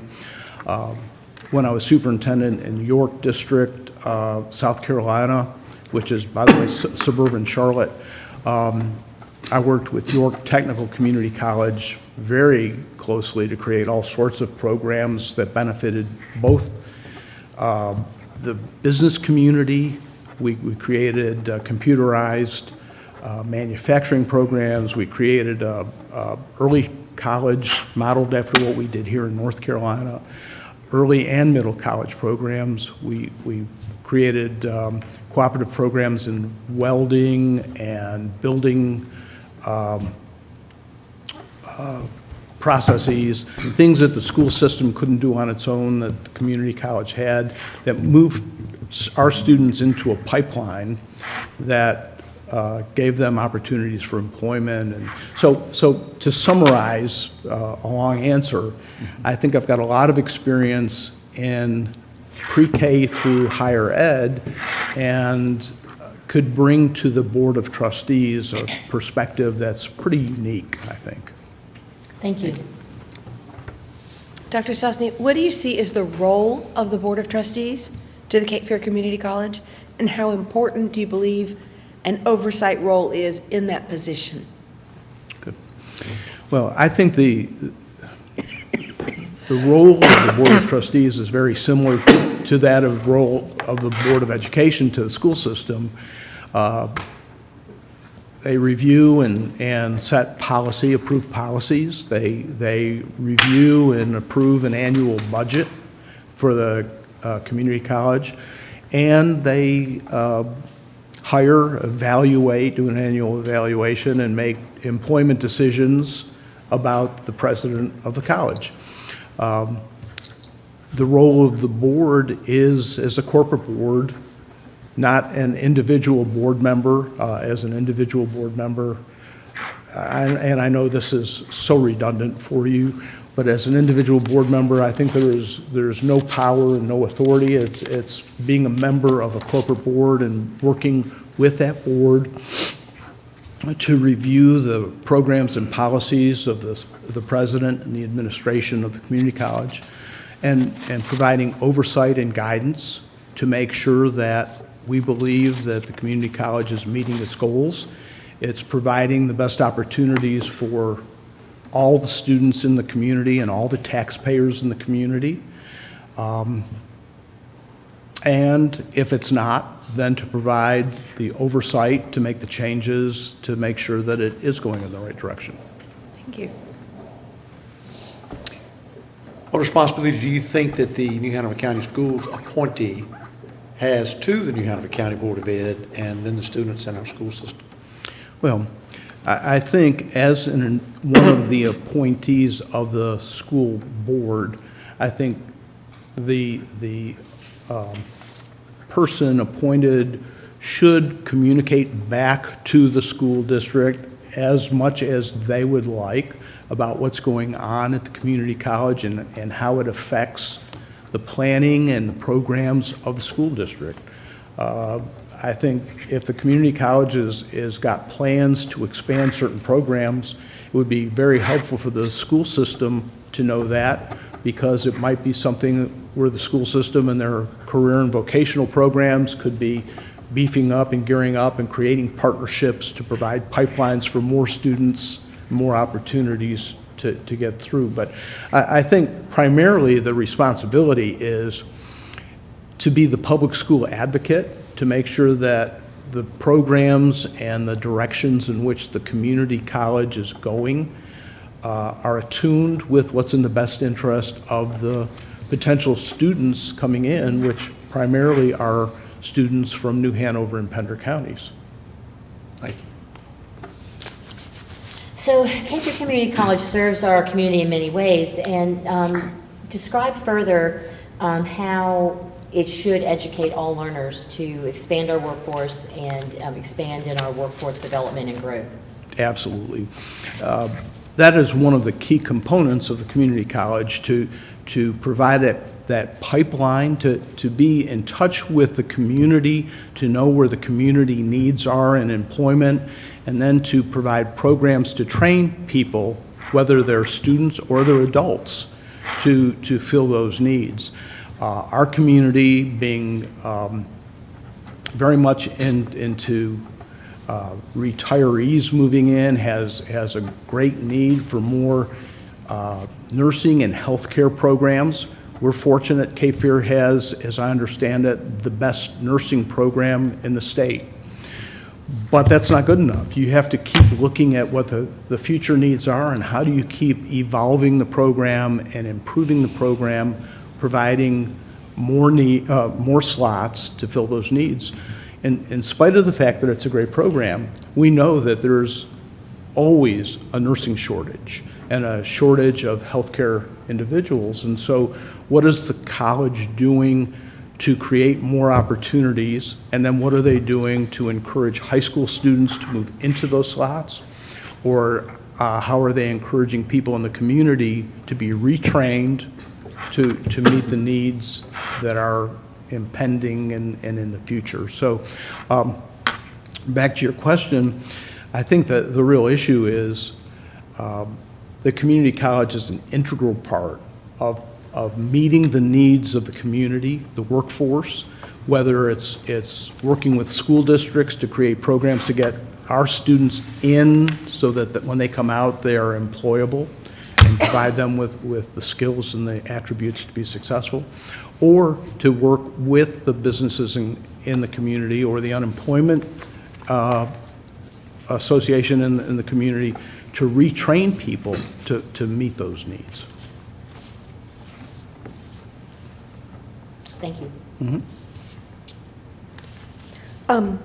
How can New Hanover County Schools and Cape Fear Community College work together to best serve our students, including those with disabilities and special needs, and those that are juggling the New Hanover County school schedule and the Cape Fear Community College schedule at the same time? Great question.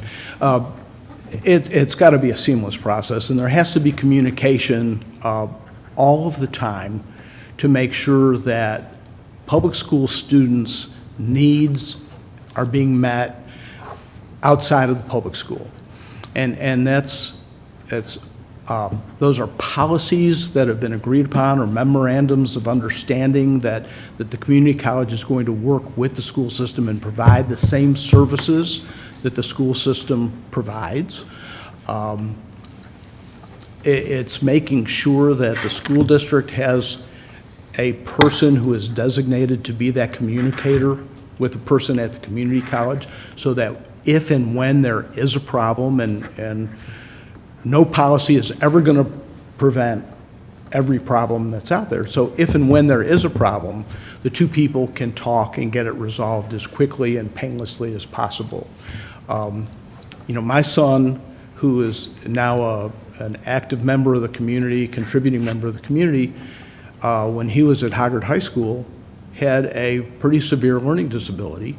And if it wasn't for the fact that the special ed department, and Mr. McManus will remember Judy Holcomb, she passed away a number of years ago, but always will hold a special place in my heart, because she made sure that everyone at Hoggard High School honored his, it wasn't an IEP, he had a 504 plan, and that he got extended time on tests, and if any teacher hesitated, she was his advocate and solved the problem. Well, he's a success story, and I think every child in New Hanover County schools, every child in Pender County schools, if they see an opportunity at the community college, we need to make sure that the avenues are in place to make sure that they can be successful. New Hanover County Schools values the voices of its students, staff, and faculty. As a Cape Fear Community College trustee, what strategies would you recommend to encourage and strengthen these relationships? Great question. I think, transparency it's the word that everyone uses, but the real issue becomes, how do you do it? So I think one of the ways at the community college is to seek input from the staff, and in the past, and in any organization, that's difficult. It's difficult to have a systematic way to receive input so that it's useful and helpful. Very often, you only hear from a person who has a complaint, or a series of people who have a complaint, and you get barraged with all these different little bullets that are being shot at you, and you're not able to see the big picture. So there has to be a systematic way to receive the input. It can be an annual way. It can be in policy through technology, where people can provide their opinions and resources and get feedback on it. I think it's absolutely crucial. There's not an easy way to make it happen, but I think once there's a commitment that it's important, and everyone has that same commitment, it creates an openness in an organization that allows for that input to come. And your final question of the day? What else can you share with us to help us make the best choice for both Cape Fear Community College and New Hanover County Schools? Well, first of all, before I forget, thank you again for being here and giving of your time, not just in this process, but as a 25-year superintendent in a number of different districts. I know the amount of time and the amount of effort and the amount of frustration at times that goes with your job. So thank you for being willing to do it. But I think going back to the very first question I was asked, what sets me aside in my mind, because I really don't know the other candidates, but I know that I've spent my whole life serving public education. 3 years I was full-time at the university. Another 5 years I was an adjunct at the university. But as a classroom teacher, principal, assistant superintendent, I've worked with community colleges, public school districts. I know the issues. I know many of the solutions. I don't ever purport to know all of the solutions. You know, new problems come up all the time for which there aren't existing solutions. But I think my breadth of experience in education, in pre-K all the way to post-secondary, I think sets me apart, and I hope it's the one thing that you can click off on your little rubric that you agree sets me apart and makes me the best candidate.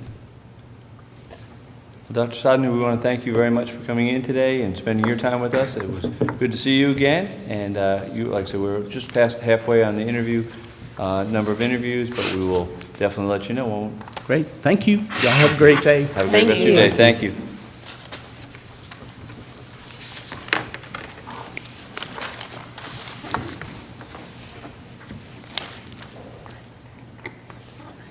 Just to let you know, board members, I just want to let you know that I am going to ask an additional question of Dr. James Upton.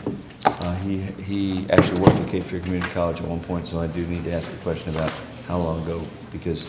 It's only about 5 years. Yeah, if he worked for 5 years, and he was a full-time person, he would not be eligible. Okay. So I just want to let everybody know that I will throw the extra. This one coming up? No, it'll be the second one down, 110. Oh, up, Pam. Yeah, up Ham. But anyway, Jason alerted me to that, so I was like, okay, well, I'm sure. But I want you guys to wonder why I'm asking additional questions.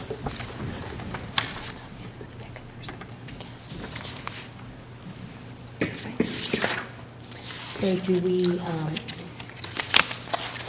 last year when we did this, as soon as one of the people, if you remember, as soon as she said something about it, I asked, Okay, yeah, that'd be I great. brought it Yeah. up, no, I mean, but ask the chair. Sure. Yeah. If she said, you. Is it in the, Asking this question. Okay, I will. So that we don't go through that. Right. Because we stopped that lady. Right, She- I remember that. Yeah, Yeah. and it was really uncomfortable and it felt horrible. Yeah. But we have to. have like 17 pages from him, it has to be in there. Well, No, I mean, they wouldn't I don't think there's any necessarily. dates. Oh, Yeah, there's This no is dates literally on it. 17 pages. Yeah, there's no dates. That's what Jason said. He said, yeah, there's no dates. It says that, I think you should just ask Oh, yeah, that straight. I mean, like. Yeah, it'd be the in first very question. First question. Not a I'll question, read just off. I mean, in the intro, Mm-hmm. yeah, just do it before the questions. Because we didn't have it, actually, I think the first question we asked that lady, I think that might have been the first question we asked, and we just stopped right there. No, she said, she No, was a no, current, not this lady. no, I remember that Last lady. This is the guy. She said, I'm a current employee, and y'all were like, what? Yeah, I'm like, Yeah. all right, so we took a pause. Yeah. Yeah. Like, what? Yeah, this You is- are? This is actually a Really? gentleman. How'd you sneak in here? Yeah.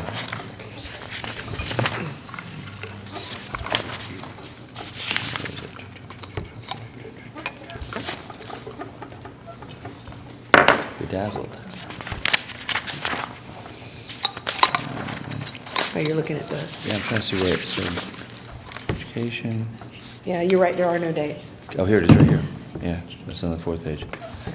Yep.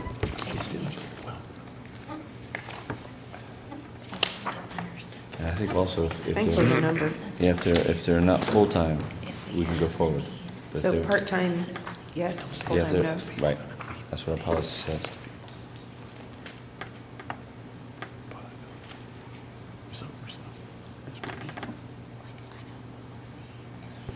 What does adjunct mean?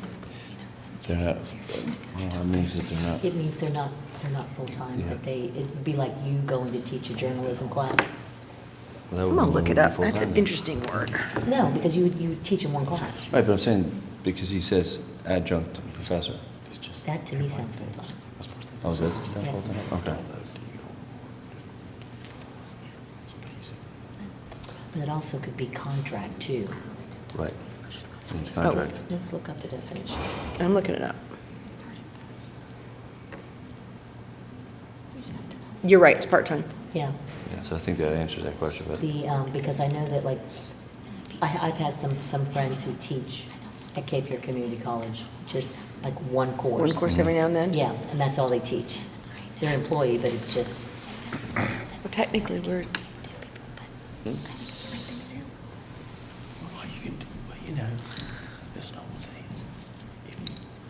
what does he teach? Oh, here we go, business finance, business marketing, business ethics, business management, wow.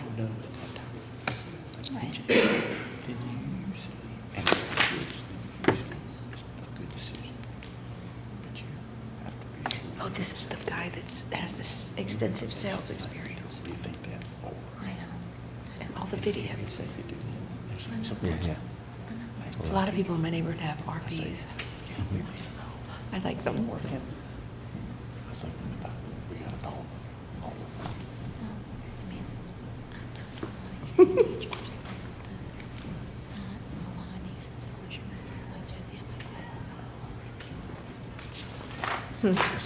Oh, he's young. Wow.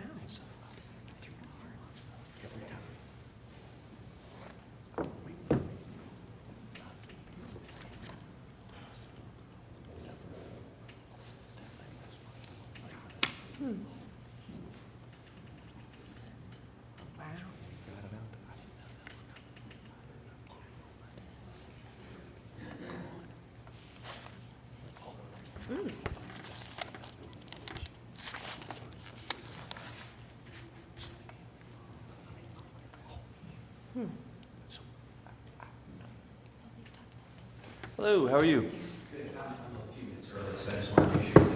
Oh, yeah. Well, we're ready for it. If you want to come on in, please come on in. He's Burnett. Yes, please. no, Mr. Burnett is next. Oh, Yeah. I'm sorry. You are, okay, yeah, you're. Great, I'm sorry, yeah. I apologize. Maybe we could, West. maybe we'll ask Yeah, yeah. or you can have Crystal ask, but. All right, so, yeah. Oh, no, the other person's 4 minutes late. No, he's sitting back there. Oh, okay. He's been here the whole time.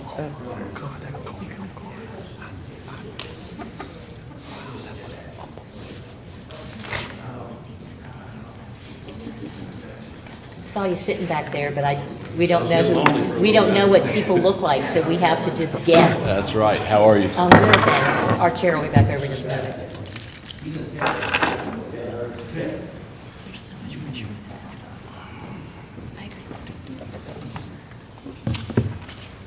Welcome, how are you?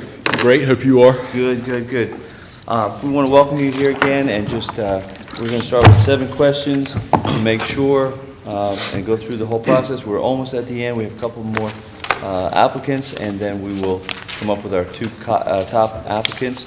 And I do understand you're applying for both the additional part of the 3-year term, or 4-year term, and the full 4-year term, right? Yes, sir.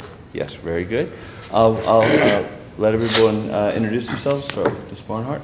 Hi, I'm Josie Barnhart. Thanks for being here. Nice to meet you. Good morning. Hugh McManus. Good morning, sir. Welcome. Stephanie Craybill. And again, Pete Wildeborn, nice to meet you. Good afternoon, Pat Bradford. Nice to meet you. We'll start with Ms. Brayville's first question. Okay, let's just jump right in. So, Mr. Burnett, tell us what skills, experiences, or attributes that you will bring to the Cape Fear Board of Trustees should you be our selection, and then especially focusing on maybe some of the traits that you see as missing on that Right. board. So I do have professional experience from kindergarten all the way into higher education. If you look at my resume, I have a thorough understanding of the challenges and opportunities within higher education and K-12 education in the Cape Fear region. Along with my education, master's in higher ed administration and a doctorate in educational leadership, I feel like my professional experience in education would best serve the board well in making sure that we are doing what's best for not only the students, but our faculty and staff as well. 'Cause as research will show, faculty seem stretched very thin. There's a large margin of individuals that are resigning, so a big focus, if I were chosen to be on the Board of Trustees, would make sure that the staff and the faculty know they're appreciated and what we can do to better serve them, as we also have a prioritized focusing on our students as well. Thank you. Dr. Burnett, what do you see as the role of the Board of Trustees at the Cape Fear Community College, and how important do you believe, and how important do you believe an oversight role is in that position? Right. So the Board of Trustees is the governing body of Cape Fear Community College, with the main role of selecting the president and also evaluating how well that president is doing. They have governing principles over budgets, capital outlay, curriculum and instruction, and any kind of development or advancement work. And what was your second part of your question? How important do you believe oversight is in that role? I believe it's very important. Your governing body has to be knowledgeable. They have to know why Cape Fear Community College is important, what resources it's providing to the region, what the ecosystem as far as business, as local government, K-12, higher ed, how that all benefits the citizens of the region. So I think that's very important to have a governing body to do the best that they can as an institution.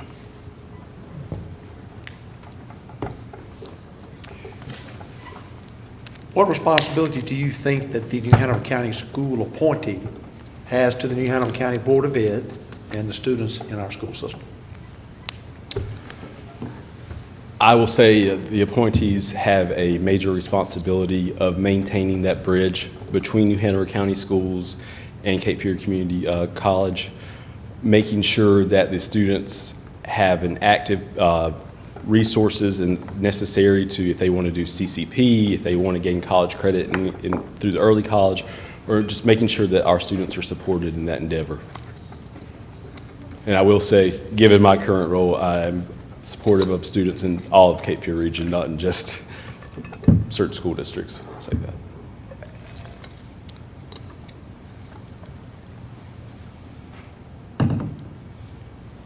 Oh, what's me again? Sorry. I'm sorry. I always do that. Forgetting. All right. So, Cape Fear Community College serves our community in many ways. Could you describe for us how Cape Fear Community College should educate all learners to expand our workforce and support workplace development and growth? Right. So one of the main focuses, I believe, should be a priority of the trustees, is developing academic programs that put our students to work. We know like I said, again, the challenges and opportunities of our region, and we can assess that and understand what programs are beneficial to our region. I will say personally, I have a daughter who has been in, I call it the lab school, since she was 6 weeks old. So I know how critical and how big of an impact is the Cape Fear Community College is making from our little people all the way to our traditional students. Okay. How can New Hanover County Schools and Cape Fear Community College work together to best serve our students, including those with disabilities and special needs, and those juggling the New Hanover County school schedules with the Cape Fear Community College schedules? So as far as the schedules, I'll answer that first. I think there has to be cohesive collaborative effort between the administration of Cape Fear Community College and the superintendent of New Hanover County Schools to make sure that it's not going to be perfect, it's not going to be seamless, but in a way that it won't be so disruptive to our students that are taking advantage of those programs at Cape Fear Community College. Again, students in general, I think it's making students aware of the resources that Cape Fear Community College has that they can take advantage of while they are a student within New Hanover County Schools. And as far as students that may have a 504 and IEP, making sure that we are working collaboratively, that they are not missing out on anything, or just that they have just as much access or as opportunity as other students as well in the district. New Hanover County values the voices of its students, staff, and faculty. As a Cape Fear Community College trustee, what strategies would you recommend to encourage maintaining and strengthening these relationships? Say that one more time. Sorry. We value the voices of its students, staff, and faculty. As a Cape Fear Community College trustee, which strategies would you recommend to encourage and strengthen these relationships?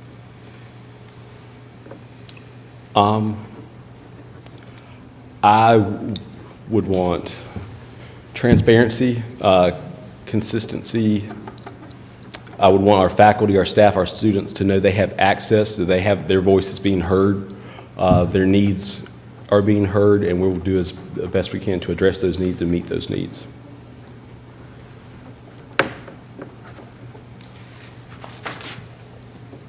I know, Bill, but Yeah, we're still that's waiting, okay. sorry. I'm like, wait a minute, is it my turn again?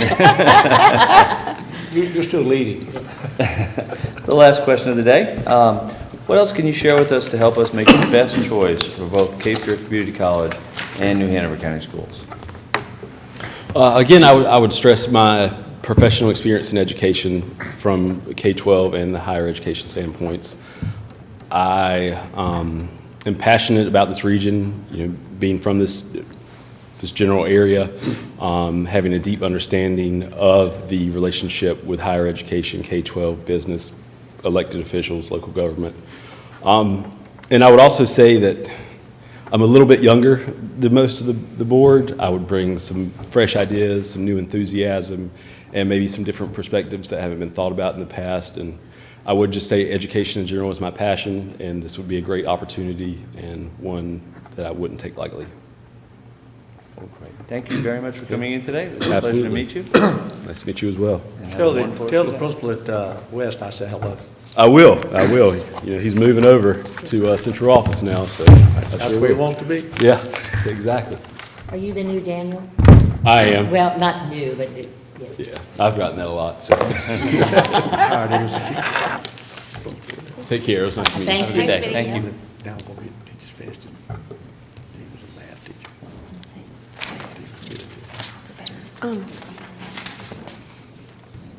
Okay, that's right. These first three are only applying for the one. Right. Okay. And everybody. But those, so two of those people are not applying for this one. Three of those people not, Well, one of them's going to get the job, but the other two are. No, not necessarily, because somebody from the lower part could get that job too. Okay, oh, that's right. Yeah, so it could be, we could have three people. But these from people there. couldn't get this job. Correct. Okay, just want to double check. I'm tired. That's It's hard correct. to argue with someone Look who at thinks it and left it on the counter. because they have something. Board members, do you want to continue, or do you want to? Sure. Give me just 1 sec to look this over. I want to check Okay, take on. your time, tell me. That's why I asked the question. No one asked. So. How do we go about checking if he was, if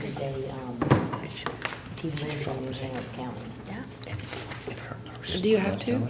Yeah. Do you have to live in New York? Yeah. Oh, we should have asked that It's right there. beforehand. Oh. Well, he's got that. No, he lives in Leland. It says, well, right here, Yeah, and he, it says Lumberton. yeah, So he's in Leland. It says, a resident of New Hanover County. I wondered about that. Oh, wait a minute, it says, or a county contiguous thereto. Oh, okay. You don't listen to me. I'd heard. But yeah, he's Brunswick and goes towards Lumberton. Lumberton Church. It says Leland, yeah, the last page. Don't, I Okay. don't, well, we can go. Okay, I just got to, am I ready on that? Okay. I told her that. I'm not talking about that. You ready? You good? We're ready, yeah. Okay. Yeah. Come on over. You mean for lunch or just now? Dr. Upton? I certainly didn't mean to jump in line. No. No, you're fine. Oh, I'm sorry, that was Is it my okay fault. if I should ask. Yes, please. Save the best for last. Right at home. I don't know about that. But I had a little injury last night involving my 50-pound puppy, so my knee has hurt me a little bit. But yeah, that was fun. I guess But- you won, huh? So yes, he did win. So I'm a little sore. So it's okay. But I usually don't walk with a limp. So thanks for seeing me. Okay, I gotta ask, Oh. what kind of dog is this? It's a golden, a golden retriever. Yeah. Nice. We don't consider people who walk with a limp. Sorry. Sorry, I'm in trouble.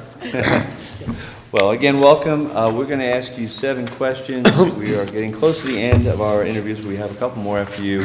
And I'm going to... Sorry? First. I already asked. I went over and asked them. Oh, okay. Yeah, we're good. Thank you.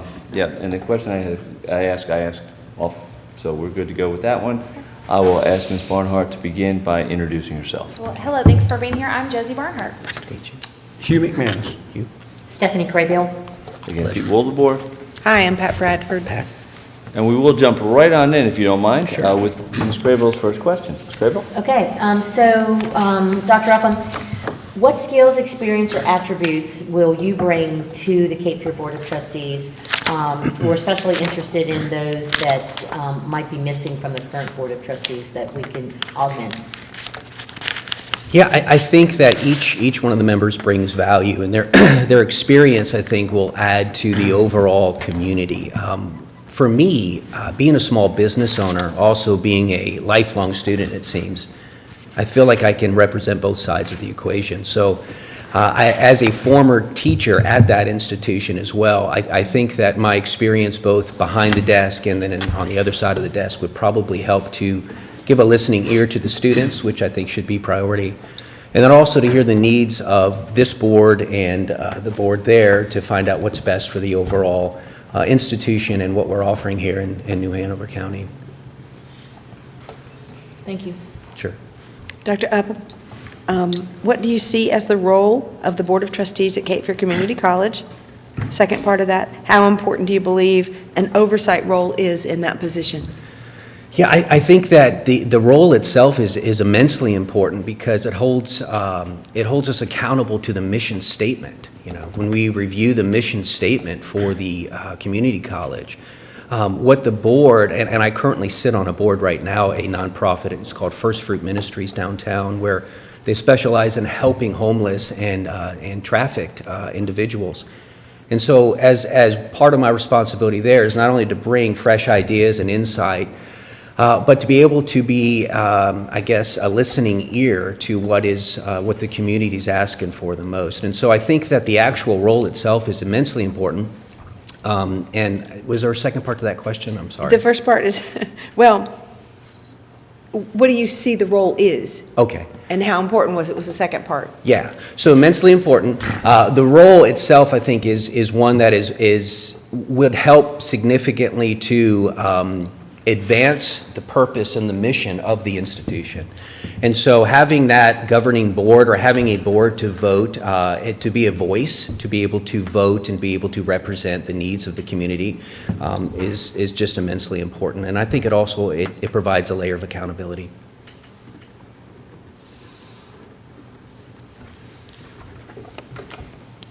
What responsibility do you think the New Hanover County Schools appointee has to the New Hanover County Board of Education and to the students in our school system? I think that's the point of the role, right? I think that as an appointee to the board, that I'm here to represent and hear the needs not only of the community and of the students, but also the Board of Education and the direction that the board would like to go. So I think that being in that position is one that I would take with great seriousness because it's something that requires me to be able to listen to the needs of the students and of the community, but also to this board. Thank you. Sure. So, Cape Fear Community College serves our community in many ways. Describe how Cape Fear Community College can and should educate all learners to expand our workforce and to support economic growth and development? Yeah, great question. So all three of my nephews went through the program where they were at Cape Fear first, and then they went on to UNC. In fact, my my nephew is actually graduating here at UNCW here in a few weeks. My youngest nephew is in the process of going to Chapel Hill. My oldest nephew, proud of these boys, he's actually in the Army now. He went to Chapel Hill. So I got to see firsthand, and I encourage that. In fact, if I were to do my education over again, I think I'd go this track. In fact, I know I would. Not only financially, but also the overall experience. And so I think I think having the opportunity here as a student and what it represents to be able to have some practical application to your education, I think it's a disaster, in my opinion, to have people go through years and years of education only to find out once they've graduated that that's in fact something they don't want to do. So I think having some practical and technical application firsthand and making sure that the curriculum is something that people are going to use. I'm a business owner. I've started businesses. My wife, who I happen to bring with me today, she is a business owner. We've been in New Hanover County for over 20 years, married for almost 15. And one of the things I think that is really important is that we're able to provide and share those tools necessary to be successful, so that you're not spending thousands of dollars and years of wasted time trying to figure out what it is that you want to do in life. So I think Cape Fear has that real advantage to be able to help students immediately out the gate to determine what kind of career path that they would like to go on. Thank you. Oh, me. How can New Hanover County Schools and Cape Fear Community College work together to best serve our students, including those with disabilities and special needs, and those juggling the New Hanover County Schools schedule with the Cape Fear Community College schedule? Yeah, scheduling can be tough, right? I think that, how do we juggle? Well, I think it starts by listening. I think we have to listen to what people are asking for, not just providing them because this is something that's been done in the past. We need to find out what the real needs are. There's a business term that I'll often use, the voice of the customer. So we listen to the voice. We have time together. We have various opportunities for us to mingle and meet and discuss and have dialogue with these various participants to know exactly what it is that they're actually looking for. Then we come together as a community and as a team working together to help each other advance. And I think that is a step-by-step process. It takes willing participants. It takes, I think, people who are teachable, that are willing to learn, not just continue to do something. If it ain't broke, what's the old saying? If it ain't broke, don't fix it. I think sometimes that's true. Other times, I think there might be a better way. So I think it starts with listening, and we have to listen to the voice of the students, of the community, in order to best achieve that. New Hanover County Schools values the voices of its students, staff, and faculty. As a Cape Fear Community College trustee, what strategies would you recommend to encourage and strengthen these relationships? Between the board and, did you say, I'm sorry? Relationships at a Cape Yeah. Fear Community College, yeah. Well, I think relationships are an active living thing, right? I think it's not something that you can just say, this is, we need your input, and then when there's no input, we just move on from it. I think that we need to find out what is most effective, an efficient way to be able to express dialogue and communicate. Communication is key. One of the things that I've done in the past is marketing. And of course, as a business owner, you all know this, you're also the marketing team. And so part of the marketing team is to get the message out. And, people will listen to the loudest voice sometimes, but we want to make sure that we have the right message in front of them. And I think that relational part of it is absolutely essential. I mean, I've always said that relationships are the most important thing in life. And I believe that we're here to help each other in this capacity as it relates to education, and in such a way that we're supposed to encourage each other, listen to each other, and be able to have a relationship where it is a back and forth and not just a one-sided affair. And the final question of the day. What else can you share with us to help us make the best choice for both Cape Fear Community College and New Hanover County Schools? Well, I'm confident you will make the best choice. Whether that's me or not is entirely up to you. And I think that we've got a great group here, and I think we've got a great group that's already currently there as the Board of Trustee. I think that when you're deciding I have an educational background. I've taught at the institution. I feel like that's a major advantage for me. I do think that also, as what I said before, is what I feel to be a lifelong student, pursuing my doctorate. I felt like I would never, and my wife could probably attest to this as well, that I was never going to get out of education. And so I was able to see both sides of the equation. I'm a firm believer in our community. I'm a firm believer in what this institution offers. And I think that when you're deciding, I think the practical application, whether or not somebody can bring to the board what it means to own business, promote business, be able to create jobs. It's one thing to have business theory about creating a payroll. It's another thing to make a payroll. I think having successful leaders in that kind of role would be really helpful for the institution.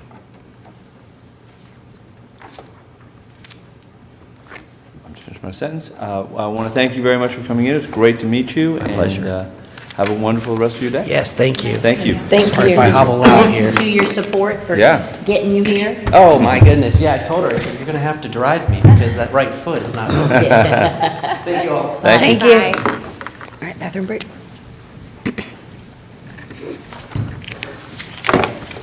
We'll take a 5-minute recess.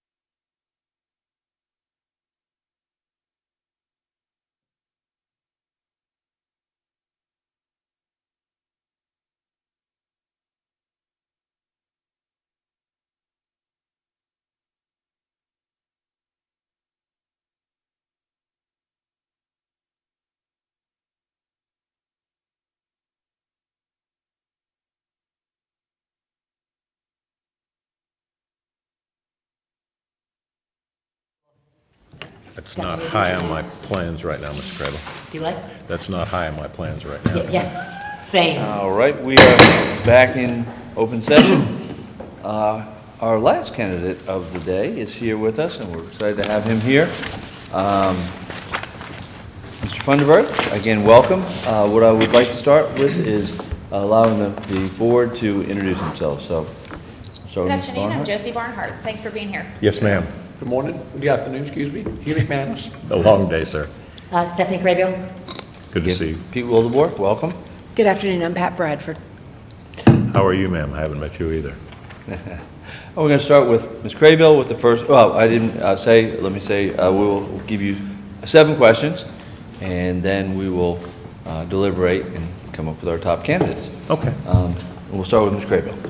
Okay, so Mr. Funderburg, what skills, experiences, and attributes will you bring to this board of trustees, and especially those that might be missing on their current board? One of the things, I'll read my resume. As I said before when I was interviewed with you, I lived in both worlds. I lived in the world of operator training, a blue-collar worker. I ran a corporation for my own company for a long time. We were consulting in heavy industry, and I devised training programs for people who did jobs at startups, at existing mills, and a lot of places like that. So I have probably 10, 15 years, at least 15 years experience in that side of what Cape Fear does. Cape Fear has, if you look at it, it's two-pronged. I think I said it in my letter. They develop workforce training, and they also have the academic side. And I've been on the academic side. I taught high school for 16 years. I taught at the University of North Carolina, and I taught at the University of Maine, and I actually taught when it was Cape Fear Technical Institute. So I understand both sides of it. And one of the things I've been thinking about a lot, for example, while I was on it, and I'll address that later on, I had initiated some conversations with a friend of mine in Pender County because Cape Fear is now doing some welding classes for students in Pender County. And I think that's a great idea, and I think a lot of that can be done in other places. So I'm firmly behind both sides of their mission and experienced in it. Thank you. Mr. Funderburg, what do you see as the role of the Board of Trustees to the Cape Fear Community College? And now, second part, how important do you believe an oversight role is in this position? You know, there's a quote from Patton. My father would not like me quoting Patton because my father was a Marine officer. However, he said, if everybody's thinking the same, nobody's thinking. You've got, the board has, their main job is to oversee the president and the operation of the college. But they've also, I think, and I've seen this, and while I was there, have to be open to listening to what people in the college are telling you and the public at large. They have to also be a sounding board and understand, just as you all have to, and react and understand what's going on, because a lot of times a upper level administration doesn't get to see everything else. And the board can listen to other people and see what's going on. The other thing the board has to do, and I've been thinking about this for a lot. I've had a lot of time to think lately. I've been thinking about this for a lot. The board oversees expenditures. And I wrote you all a letter a while back because this was what I'd been thinking about, but I'd never come to. Everybody's competing right now in this county for money. And the main source of money is county commissioners. And I know that you guys, your budget looks tough. Money that we get, or that the board, that the trustees get, that Cape Fear Community College gets from the county commissioners, takes from that same pot. So you have to look at it and justify what's going on. And I've been thinking for a while, I was looking at y'all's budget, and I was looking at the county commissioners pretty much approved the purchase of the building downtown, and the additions to it, that's about $5 million. Now granted, that may indeed work out and it's a long-term run, but that's still $25 million in the pot of county commissioners that K through 12 schools also has to draw from. And I realized, as I thought more about it, there's a lot of balancing that's got to be done, and questions have to be asked. That's what I believe. What responsibility do you think the New Hanover County Schools appointee has, has to the New Hanover County Board of Education and to the students of the school system? I think, and this is something that has been on my mind since I was a teacher and some of my students went to Cape Fear. When we started the kids going to Cape Fear in Pender County, God, I was on Miss Jeffries, I was on a board with Miss Jeffries, and we met together to talk about how that was going to be. I was an English teacher. One of the things that I brought up that bothered me, I said, are we going to send 15-year-old girls down to Cape Fear Community College with men who are 20 and 21, 22 years old? I mean, I was a teacher and I understood my kids. That worried me. I don't think it's all been smoothed out. I think as we go on, more and more high school kids take not just standalone classes in the school taught by community college teachers, but what are called concurrent classes, or they just go get in a class at Cape Fear. I don't see any real strong procedure or a way to make sure those kids understand what's going on and that there's an understanding with the Cape Fear instructors, because a lot of times the instructors aren't to blame. These kids just show up in their classes.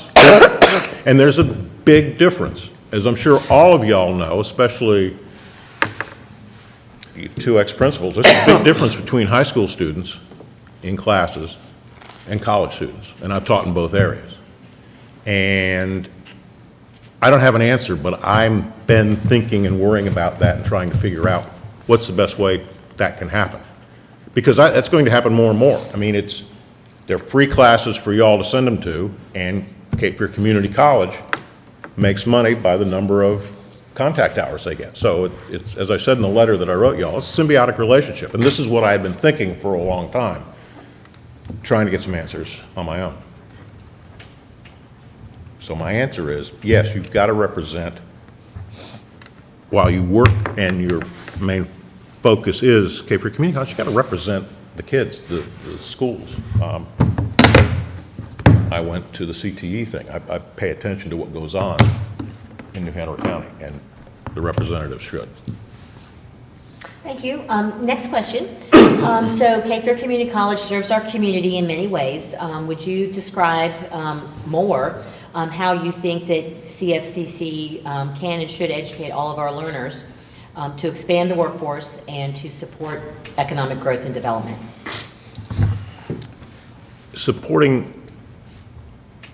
Let's talk about first expanding the workforce. I don't think we get enough. One of the banner kids, excuse me for saying kid, these are young men and women, but they were my kids. One of my former students was on the advertisements for the Cape Fear Community College machining. She's making a lot of money. She was in my AP English class. She's one of the smartest kids I taught, and she took it. She did excellently out there. I don't think we push that enough.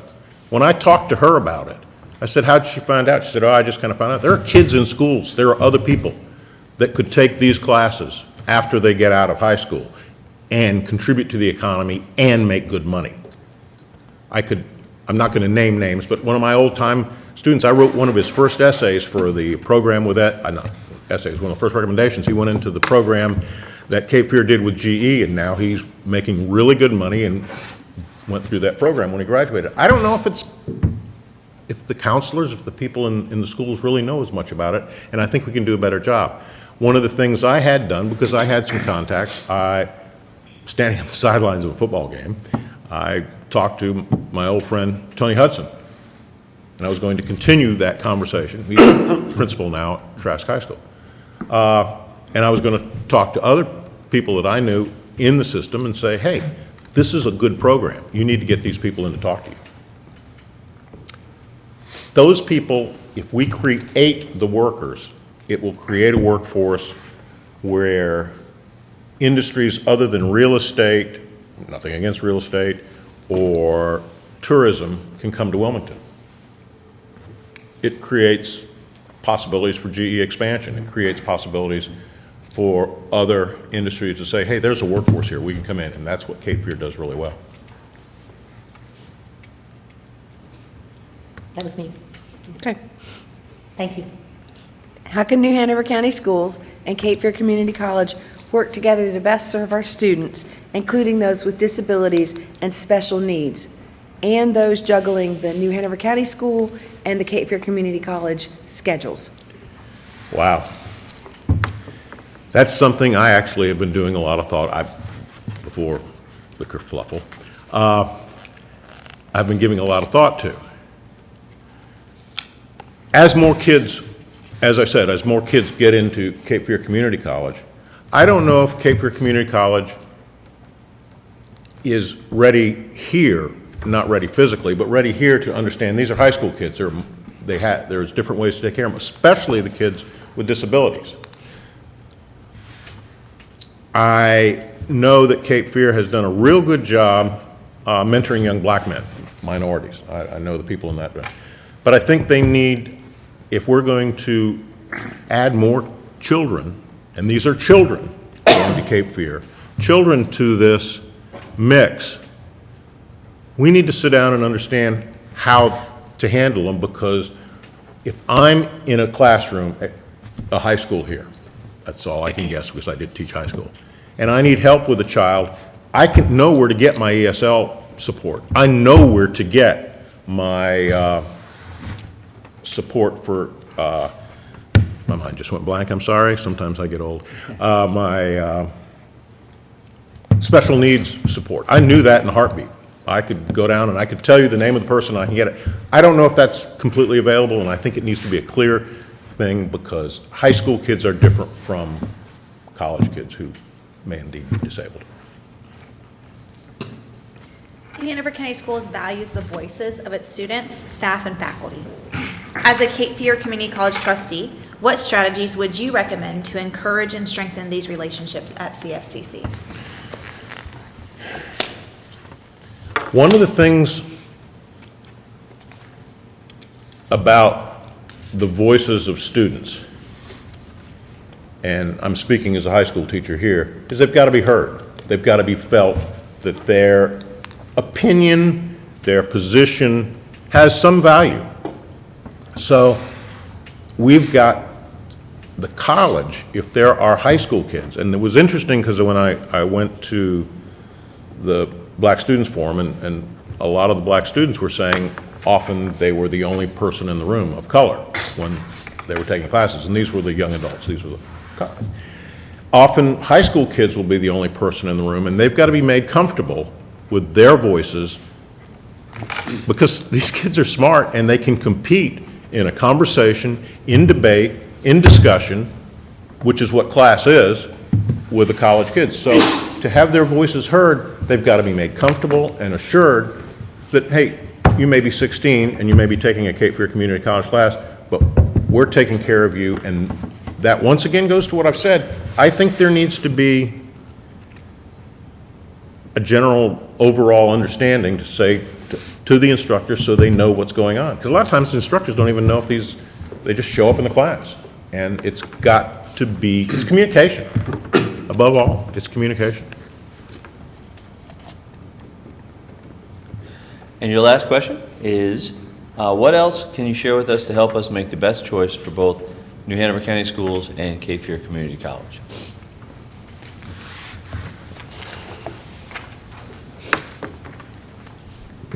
Going forward,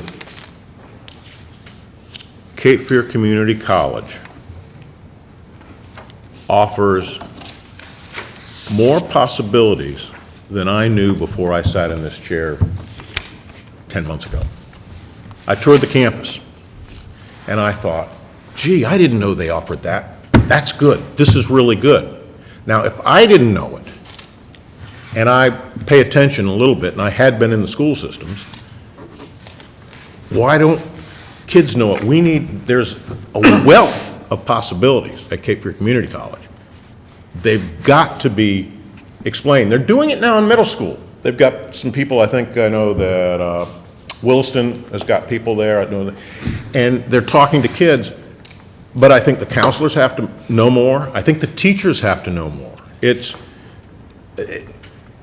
Teachers are the ones who see the kids every day.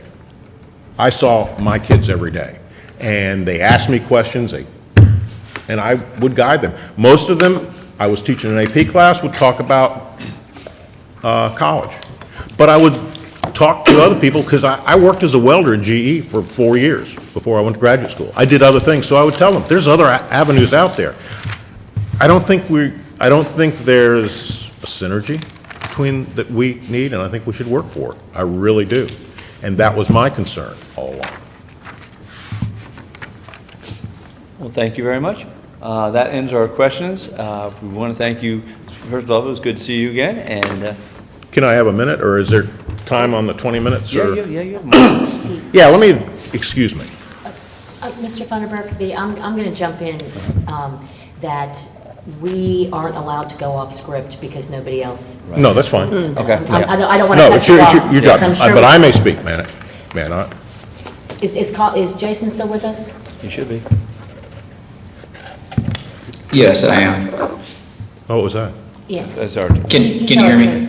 Yes. Yeah. Yes, sir. Yeah. So under your board policy, it states that the board will prepare a list of questions in advance and that only those questions should be asked. But it also says that candidates may provide information in interviews in addition to answering the board's questions. Okay. Okay. Thank you. That's kind of neat. Feel like I'm in Star Wars. Let's talk about the elephant in the room, just for a minute here.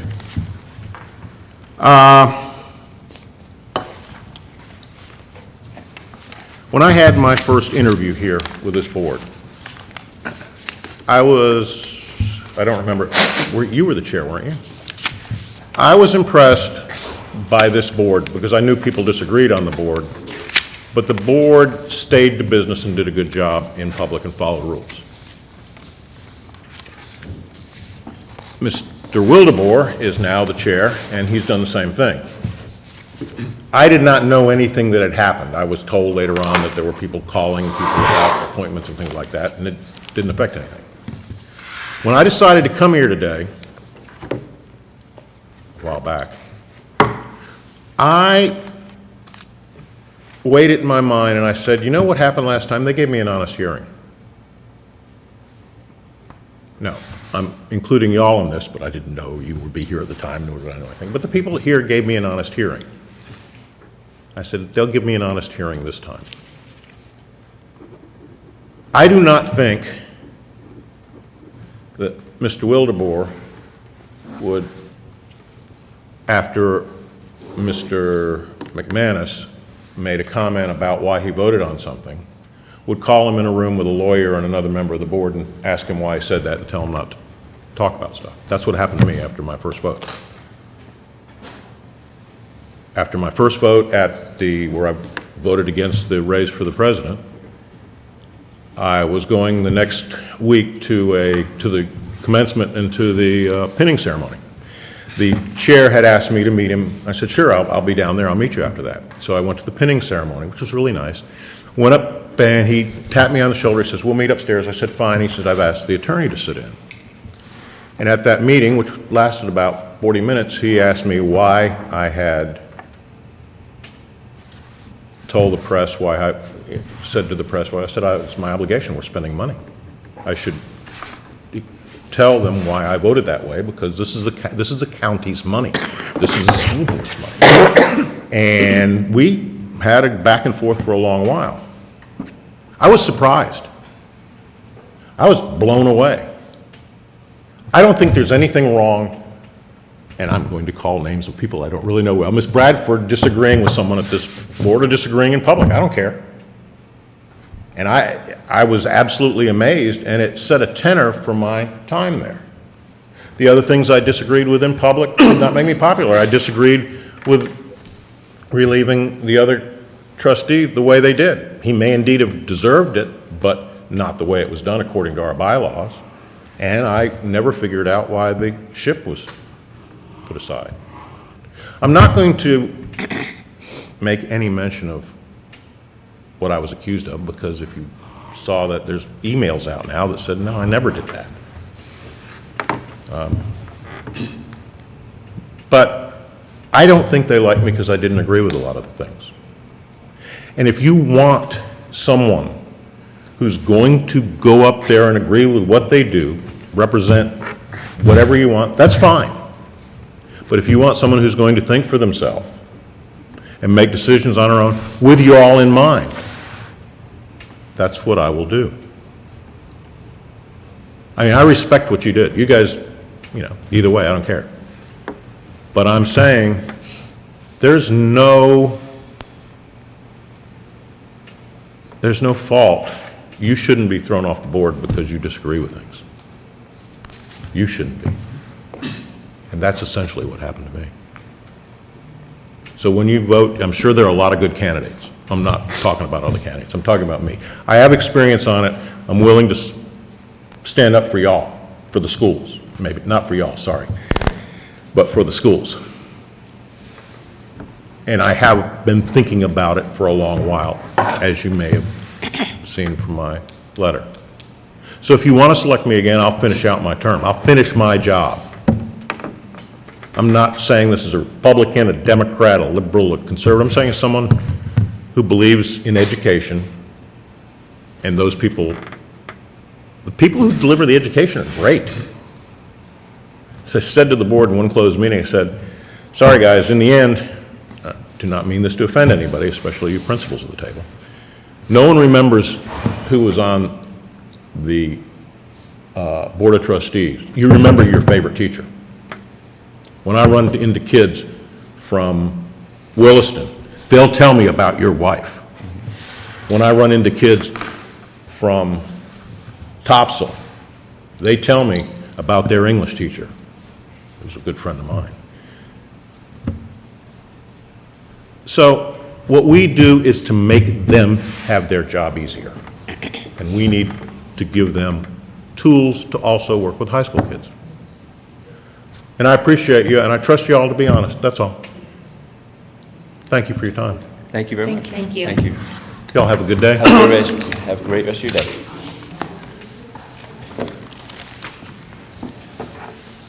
This was a whole different setup last night.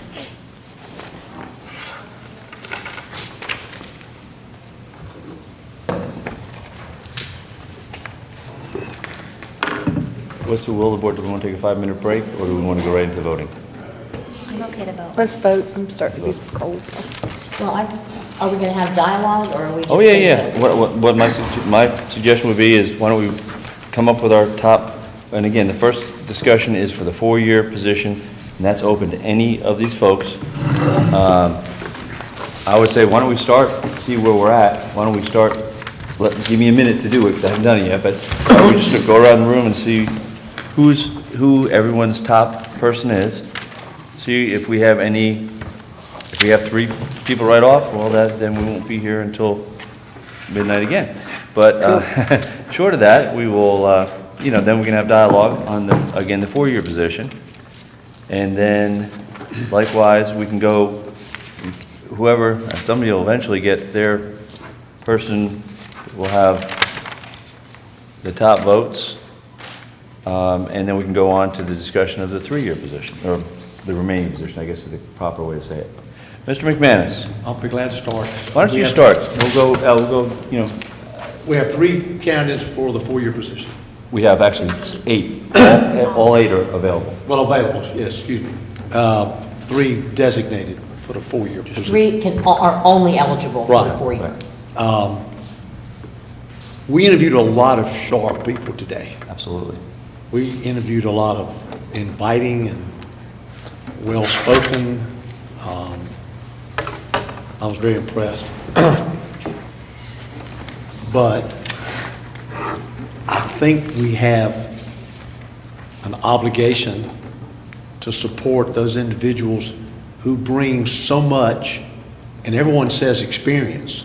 the one commonality is everybody relied on their background and experience. And so, and I agree with that. But Bruce Shell absolutely has been everything in this county. He's been on the Board of Ed. He's been on the county commissioners. He's been a manager. I think it was at Carolina Beach one time, which you didn't mention. He was the county manager. Manager, right. No, That's here, what I said. manager. And he also, but he's done everything. And he's been on the community college board for 4 years. He understands the dynamics. There's no learning curve that's necessary to understand where everybody is and where you want to go. That's already, and I just feel like he stands out as the very person that we should put in the 4-year position. I agree.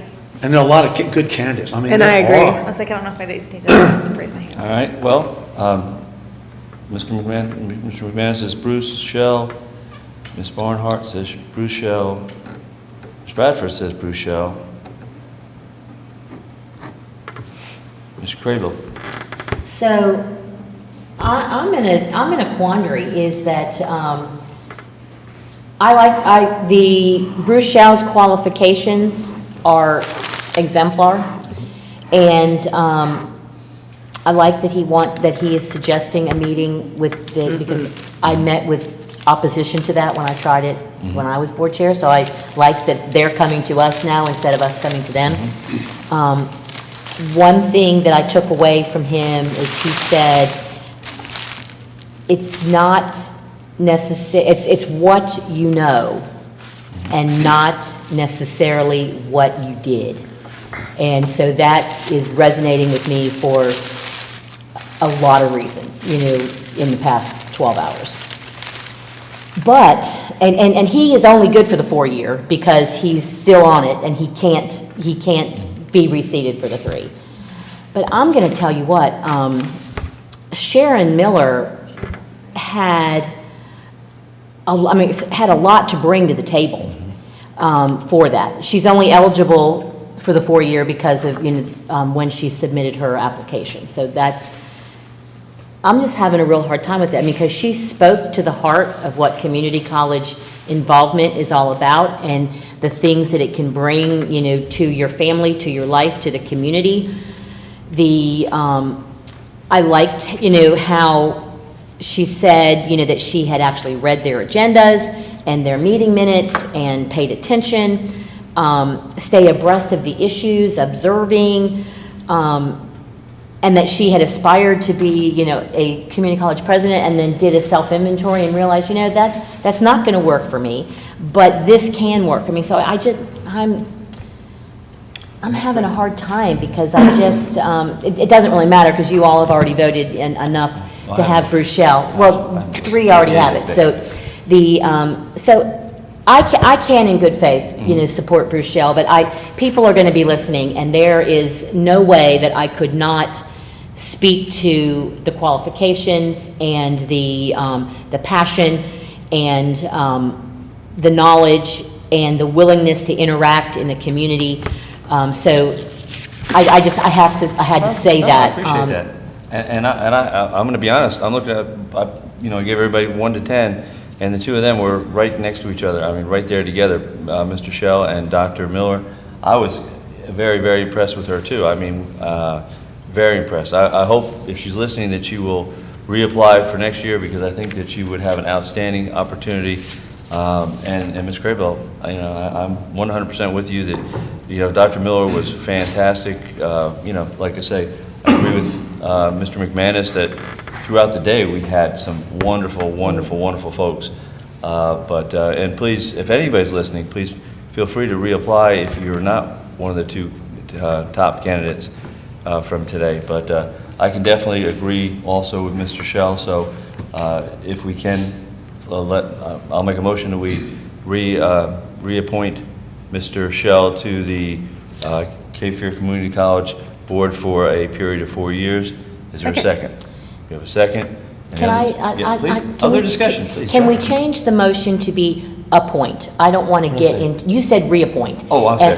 And Okay. that was a kind of a little bit of a point of contention before on, can't you just reappoint, and we can't. So Okay. just the Absolutely, word's not a amended. problem. Can we just say I will that we change it. will appoint him? Yeah. Absolutely.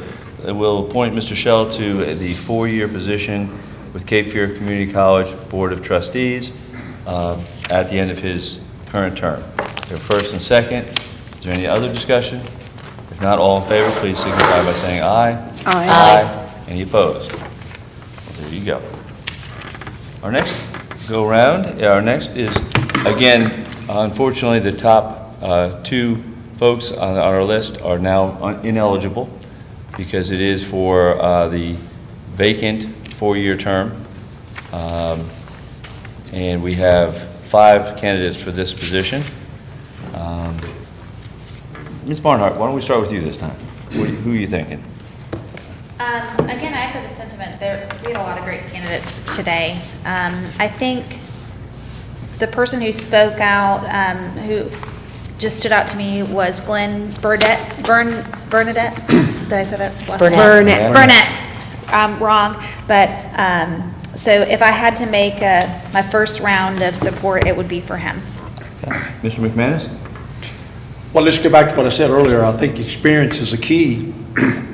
And Dr. Sosny has been a superintendent in 3 different school systems, extremely successful. He was in Penn County. He was acting here for a while, an associate prior to. He has worked with the community college system, had some perfect examples of what they created, particularly with the job arena and what the needs were, and listened to the community in doing so. And I think that he just brings, again, an absolute load of experiences. And I think he would be the best fit to move into that because of those experiences, his background, and the fact that he's so passionate about what he has done. And by all measurements, he's done it extremely well. Thank you. Ms. Cradle? So I have, again, 2 people that I am struggling to figure out who gets into the top spot. And one of them is Dr. Sosny, and the other is Christine Kudakachi. And I will echo what Mr. McManus said, all the things about Dr. Sosny. One thing struck out with Mr. Shell and Dr. Sosny, and Christine right up there in it, is that they clearly understand the role of a board of trustee member. And they were able to articulate it, and almost as if they'd read the sheet, which that would be good because we have to do that. One thing is my only hesitation with Dr. Sosny is, and it's the same thing that happens on our board sometimes, is if you have been too close to a position that you feel like maybe you might, like former principals. Again. Yeah, yes. You know about me being a principal with you? No, not with him. No, you and Pete, I'm talking about. As former principals, you have a different sort of take on a lot of things, especially when it goes with the superintendent. And so I would think a superintendent or former person, I'm thinking of that same relationship, with the president of the organization. But that's not a holdback. But I liked how he said that he needs to match the student. We need to train people to fill the jobs that our communities need, and we need to match students to the interest of those jobs, and then we need to create courses that fill both those needs. So that one really struck out to me. Almost every candidate, if you remember, everybody talked about the importance of communication. And we struggle with that, in our district. We think we know what we're doing, or that we're communicating clearly, and sometimes we're not, and they all recognize that too. So that it was a good thing. And I liked how both of them, talked about the need for seeking input from their staff and their students. One thing Dr. Sosny said was every child needs to be a success story. If they can see something in themselves, then we need to create the avenue for them to get there. So that I loved. But I do need to take a minute to talk about Ms. Kutakachi, is that she took board certification training. And if you've never been on a board before, it's hard, to understand what the roles are. And so she obviously read these and said, I might need a little training. So that's the way I read that. That I liked her innovative thinking, about, and her STEM approach, because Cape Fear Community College is really into trying to provide more STEM-related courses and career and technical-related courses. She felt that students were primary stakeholders, and I have not ever, actually I have taken a couple classes at Cape Fear Community College, but they're through like the adult education stuff, like, Spanish for people who have no idea what Spanish is, and like a different sort of classes. But I liked how she was talking about that every student should be able, it's the same thing with Dr. Sosny, every student should be able to have the opportunity to be what they want and to come back as many times as they want to enhance their career or change careers. So I liked that, because that to me is the mission of Cape Fear Community College, and that's the mission of being a lifelong learner. I liked when she was talking about, board members need to be present, need to know what's going on the campus, attend collision events, send out surveys, form good relationships, and several people talked about not only relationships in the school, but relationships with the board. So I'm going to hold out on my final vote until I hear what everybody else says. I just wanted to make sure that, those were my top choices and those were the reasons why. Okay. Ms. Bradford. Excuse me. Well, No joke. I'm coming at this from this little sheet that says what the primary duties are, and I guess I'm coming at it, besides the fact that I do have a degree in education and have taught, I really liked Dr. James Upham. When he said the voice of the customer, when he said we need to listen, those things really resonated with me. He talked about being a business owner. Apparently he's a very successful business owner from his information, and having to deal with budgets. Remember, Mr. Shell said that they have to deal with the budget, they have to vote on the budget every single meeting. I'd like to know more about that, why. But he brings that business background, which for me, I think is really, really important to a lot of the decisions you make, including, in what we do. So I'm leaning towards him. I liked everybody. I like Mr. Burnett, I like Mr. Sosny. What's interesting for me is Bruce Shell doesn't have a PhD, and Dr. Upham just got his, wasn't that it? He said, he used the term lifelong student, but those were the two who had the business experience side of it for me, and so those are the two that I'm leaning towards definitely the most, not to take anything away from anyone else. Okay. And I guess I'll speak last, and then we'll go around for maybe a second go around, and we can kind of maybe talk each other into stuff. But, number one, I will echo what everyone said, and I think it is. We've had a great day of some very, very talented young men, or not young men, but men and women that have come forth with some great stories and some great educational backgrounds, great knowledge sets. One of the things that kind of stuck out to me was, and I'll be honest, I'll say that, and then I'm going to say why, is with Dr. Sosny was, not the fact that he was only a superintendent or only a teacher, but he was actually at the UNCW campus and was the superintendent in residence. So he's got that piece, and I think some of these things is kind of like a checkbox in my mind here that, well, does he have knowledge in this area? Does he have knowledge in this area? Does he have knowledge in that area? Our first question actually talked about what skill sets do you have that may not be on the board right now, and I think he really hit that one on the nose when he talked about all the things he did, and like I say, if he had just stopped at, well, I was a superintendent and that's it, but he wasn't in higher education, so he's got that. He's got the relationships with community college, and he's here. He was here in New Hanover County, so he's had that interface with, I'm sure UNCW additionally, but definitely Cape Fear Community College. So like I say, I was, loved to hear from Dr. Upham. I thought he was exceptional.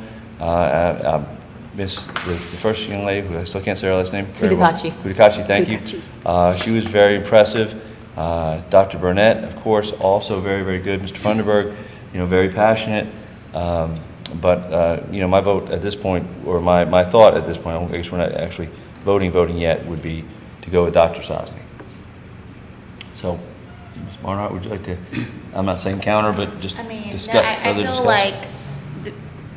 I feel like we have a lot of good options. So I was very also impressed with Dr. Kudikachi as well.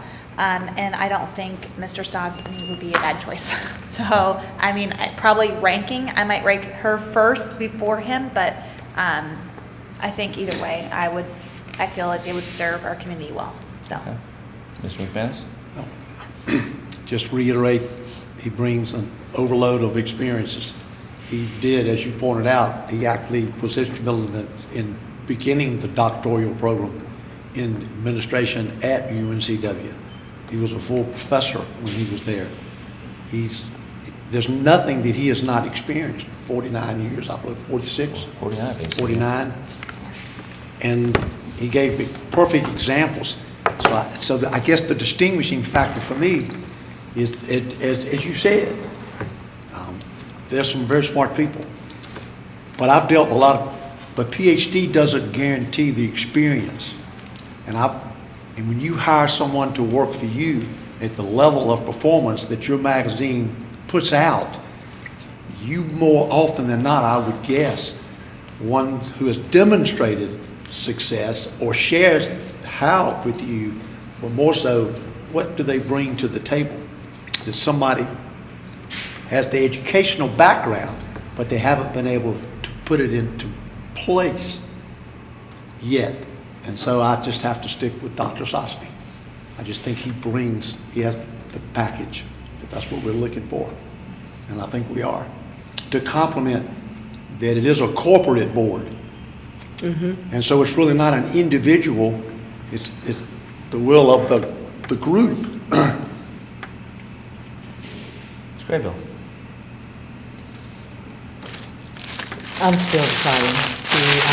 But I agree with Mr. McManus, is that titles are only titles. You're only as good as what you demonstrate out there. And we shall soon see how that plays out in our district. But I'm just gonna still pass. Yeah, on making my final choice. Ms. Bradford? Mr. McManus, you brought up how I hire, and over like 40 years of hiring, I've made some really colossal mistakes and had to learn really quickly. And one thing I found was, well, for example, had the magazine and the newspaper at the same time for 15 years. And when I hired somebody for one, when they really wanted to be over here doing this one, it was always a conflict. When I hired somebody for this one, when they really wanted to be running that one, or they wanted my job, it created a conflict. So some of these people are extremely, I don't mean overqualified, but extremely qualified. And do they want the president's job? Will there be a conflict with the president because they are so qualified and they've done all these jobs? That's one of my concerns. And looking at this sheet of what they're supposed to do, it doesn't have anything to do with teaching or educating. It's the mission of the college. It's governing. It's budget approval. It's promoting the college with for positive change. Advocate for the college. Act in the best interest of the college. So that's why I still go back to this guy that is a consummate salesperson. He could be a salesperson for the college. He's very positive. He's very personable. And so I still, I like them all. And I don't think we're going to make a wrong choice. But I'm not quite ready to throw in my towel either. Somebody said, and I was looking at my notes, about teamwork. And I think, just like with us, teamwork is important, when you serve on a board, you're not an island all by yourself, just speaking what you want and not listening to what anybody else says. I can't find it in my notes, but if y'all give me a minute, I will. I think it was him, but I can't find it. I have something like similar to that. Oh, yeah, team, right there. With who? Yeah, it's up Ham, talking about being a team. Relationships are the most important thing. Relational part is the most essential thing in life. A lot of back and forth. He was the listener guy, right? That he Yes, answered listening for he every talked about question? listening a lot. And he said, you know, the voice of the customer is the most important, and in my world, that's definitely true. The voice of the reader is the voice I'm listening for. In our world, the voice of the students and the teachers and the administration are important. So he said also he wanted to be a voice, which is something I aspire to myself. So again, I like him. And I'm going to go ahead and take it to the next level. I'm going to make a motion that we appoint Dr. Sosny for the remainder of the 4-year term. Is there a second? I'll second. Okay, we have a first and a second. Any other discussion? I did note that, Ms. sorry. You're good. Christine Kudakachi also mentioned relationships, and I think Dr. Sosny, in his explanation of a lot of things that he had done and programs he had been involved with, wove in the communication relationship part. And he's obviously had quite a few years to hone that skill. So that's all. Well, thank you. We'll take a vote. So again, the motion is to appoint Dr. Sosny for the remainder of the 4-year term. Ms. Barnhart, how do you vote? Yes. Mr. McManus, how do you vote? Yes. Ms. Craybill, how do you vote? Yes. Ms. Bradford, how do you vote? Doesn't matter. Well, but we've got to record it. Yeah, we might as well make it unanimous. Yes, and I also vote yes. So Dr. Sosny will be put in the remainder of the 4-year term. Board members, just a reminder, I will be getting you some dates later on today. And having no further business. Can I bring something up? Absolutely. Bring it up.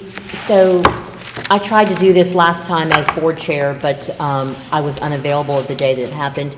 But would like for us to maybe try and make a concentrated effort to attend his pinning their pinning ceremonies, just so that we can. It's kind of like what we did with the teachers of the teachers or the students, that we just show support of our the candidates that we. I mean, that's just a thought. I mean, I'm not making a motion, but. Yes, sir. Do you want our notes? Yeah, they Yes. want it all back. Okay. Yeah, we need- 2, something Bruce Shell said that I'd like to at least say before we leave. His suggestion Yeah. that one or more board members come in and talk to us or present, combination of the above. It's a great idea. I think we need to jump on that. Is that something we need to vote on? Can we Immediately. get it on the agenda if we have to vote? Because, yeah, it's We got a amazing. teacher coming now, county commissioner, said they.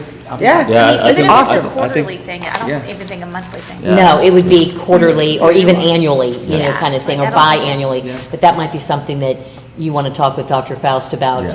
and let him talk to, think it's a great Dr. idea. Morton about, Right. or Mr. Morton, I'm not sure. I make a motion to adjourn. Okay. 'Cause I gotta We have a go. motion to adjourn. Do we have a second? Second. Second, all in favor? Aye. Aye, all opposed? Yes. Thank you Thank very much you. for your time today. Please put your notes inside your book, Sorry, guys. and I will take them up. Thank you.